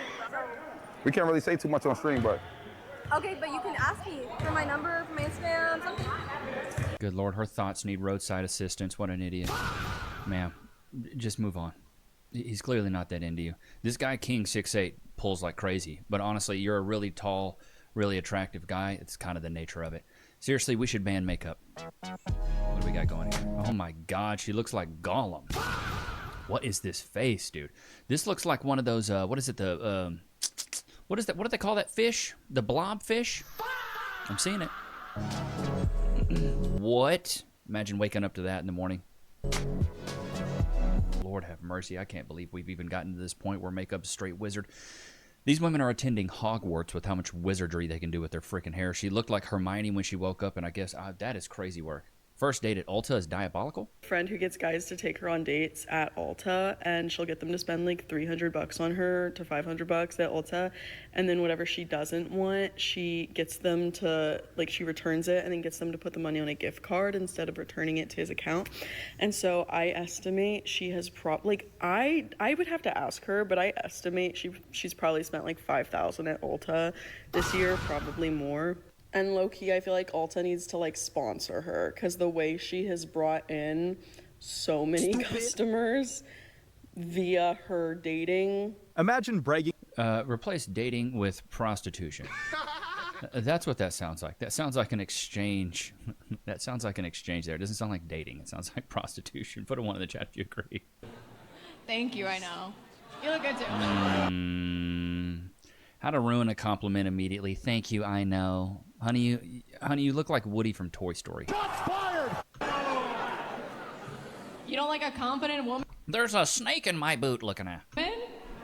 Alrighty, thumb up if you are interested in the person next to you. Thumb down if you are not in 3. I'm saying, like, dude, she looks like if Bill Nye the Science Guy was a woman. I'm just saying. 2, 1. Of course she's interested. Oh, wow, okay, he is too. That confident. Wait. Bruh. Whoa. You get on stage right now. Oh. Get on stage. Wait. All right. Are you? You're not interested? Howard, bring a mic to him. Oh, who's not confident now? Whoa. Would you be interested in Erica? Looks, yes. Personality, no. I mean, she does look like Tim Allen.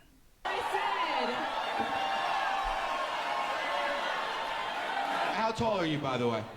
5'6". Not. He's 5'6", I think. Yeah, he is. Okay, I'm not gonna lie. I said to everyone at the beginning, I love a shy guy. I love a quiet man. No, they don't. So, like, although Patrick can't match my freak in front of an audience, that's okay. Wow. Okay. Dude, okay. You're being He might have performance anxiety, but listen, there are drugs for that. She's got the confidence. Yeah, that's a no for me, Scotty. Women like that are arrogant. There's a difference between confidence and arrogance, and it's a fine line. It's like stupidity and being a genius, you know? Very fine line here. Going on right here. Oh, that's some old white dudes with some young bucks. Okay, I see you, King. It's her birthday. Oh, happy birthday, baby. How old did you turn today? You said what? You 28? Okay. You know they bucking for cash. And then who was this? That's your friend. Hey, friend. How you doing? No, don't get shot now because y'all went here with these old white men. They know what they're doing. In here with y'all sugar daddy in the front row at the comedy club. 2 years what? That y'all in a relationship? Okay. That's not your sugar daddy. You got your own period. That's just your man. You're a liar! So where you meet him at? Exactly. www.sugardaddy.com. Yeah, exactly. So stupid. Yeah. That nigga to the Walmart one time got all the groceries. She ain't left him ever since. I know you. This crazy is dead in the front row is crazy. You supposed to sit with them in the back, like yeah. That's what I'm saying. They are in the front row with your sugar daddy, and you're hoping you don't get called out. Come on now, brother. You got to be, if common sense grew on trees, these women would live in the desert. Yeah, come on, bro.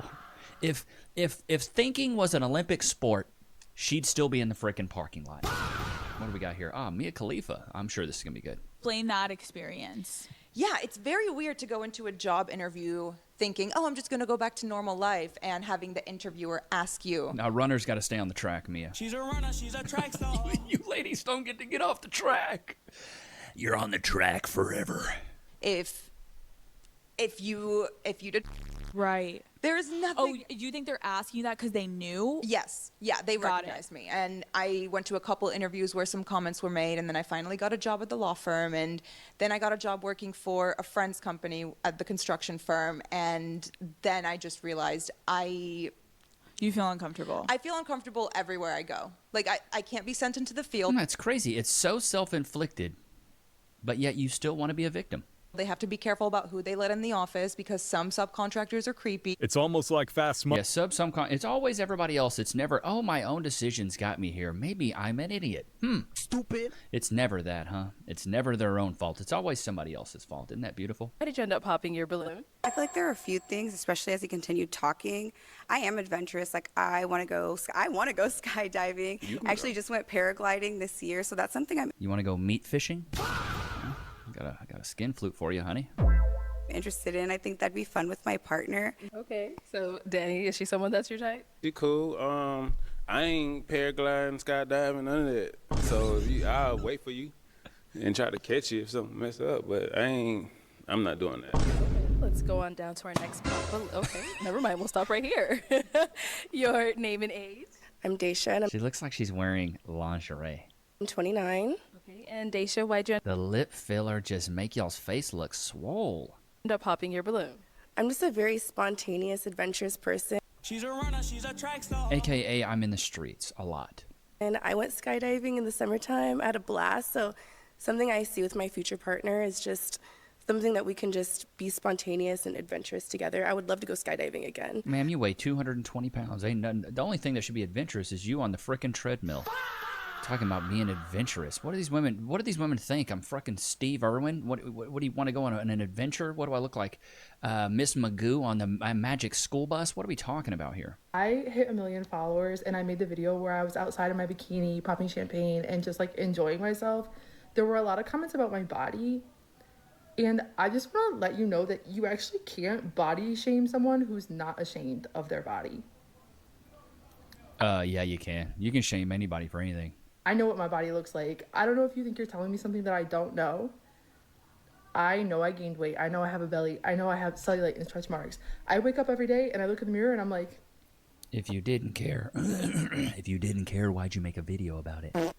cool, let's keep going. You can't embarrass me about something that I don't think is worth being embarrassed about. You wouldn't talk about it unless you were embarrassed by it. I'm just saying, you know what I mean? If you weren't embarrassed by it, then why would you even be talking about it? That's my whole thing. If you don't care, you don't talk about it, dude. What do we got here? Are you a Garrett girly or a Dean girly? She's a married woman. The Eiffel Tower, in case you weren't aware, she wants this guy inside of her from the back and this guy inside of her from the front. Meanwhile, this is what her husband posts on Instagram. Just like wholesome pictures of their life. And she posts pictures like this and how she wants to cheat on her husband with multiple men. Don't worry though. You're welcome. Why did you marry her? And therein lies the problem. Because a bunch of weak Men enable the behavior of women like this. They post videos such as the one you saw online. Other women watch it, and they think to themselves, well, if she can get away with that with her man, let me see what I can get away with mine. Some women just don't. That is crazy work. Talking about getting Eiffel Towered on the interwebs, and even her shirt said, "Sorry, husband and dad." Lord have mercy. What is going on in this world? What is going on in this world? This is a crazy world we live in. I could never imagine. I told Cass to make her Instagram private. She don't even post on social media for real, for real. Oh my God.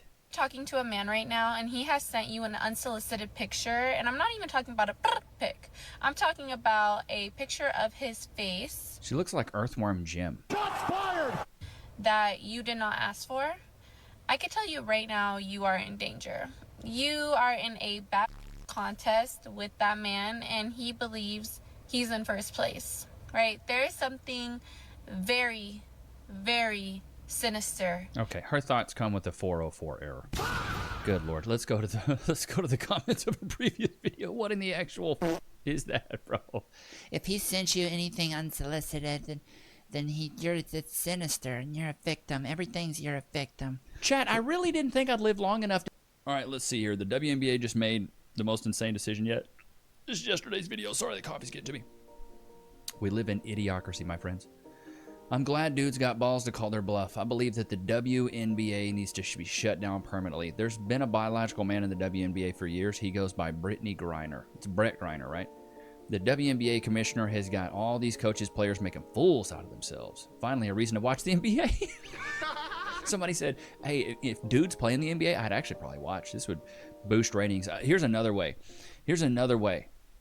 Another way to boost the ratings of the WNBA. Lower the rim to 8 feet and make all the women topless. Tons of guys would watch. Put a 1 in the chat if you agree. You lower that rim, women are windmill dunking, behind the back dunking, 360s. Have the titties out, boy, everybody's watching that now. Dude about to average 22 steals, 40 blocks, 15 rebounds, and 60 points per game with 2 assists. Why the hell does the WNBA exist? Well, you know, that's why they say every guy needs to become a millionaire so your wife can run a business that loses 10 grand a month. Any XBA NBA player who wants to transition to female to play in the WNBA should be considered stunning and brave. Oh my God, and hilarious. Mock them because they deserve it, talking about being their worst enemy. I'm so glad I don't watch pro sports anymore. Levi's hairline has spoken. Shots fired! Wish that someone with a lot of money would just start a WNBA team of all trans women. I think when they said trans women, they had guys more like Brittany Griner in mind. Loki is going wild with whatever he's chewing on. This isn't as funny as Jamie Foxx playing Wanda. Now, full equality for women, they will hate it. Remember, Dennis Rodman in a wedding dress. Could you imagine if he was still playing? It'd be a crazy world. It'd be wild. I don't know why the WNBA just wants to self-destruct, but it seems like that's what women do. When things are going good, they want it to go bad. They have this innate desire for things to just crash and burn. We see this all the time with modern women and their own relationships and their friendships. They just can't stand to be happy and content. It's a brutal world we live in, it really is. But I hope you guys enjoyed today's episode. Don't forget to like, comment, subscribe. It's always good to have you guys out, man. Until next time. Peace.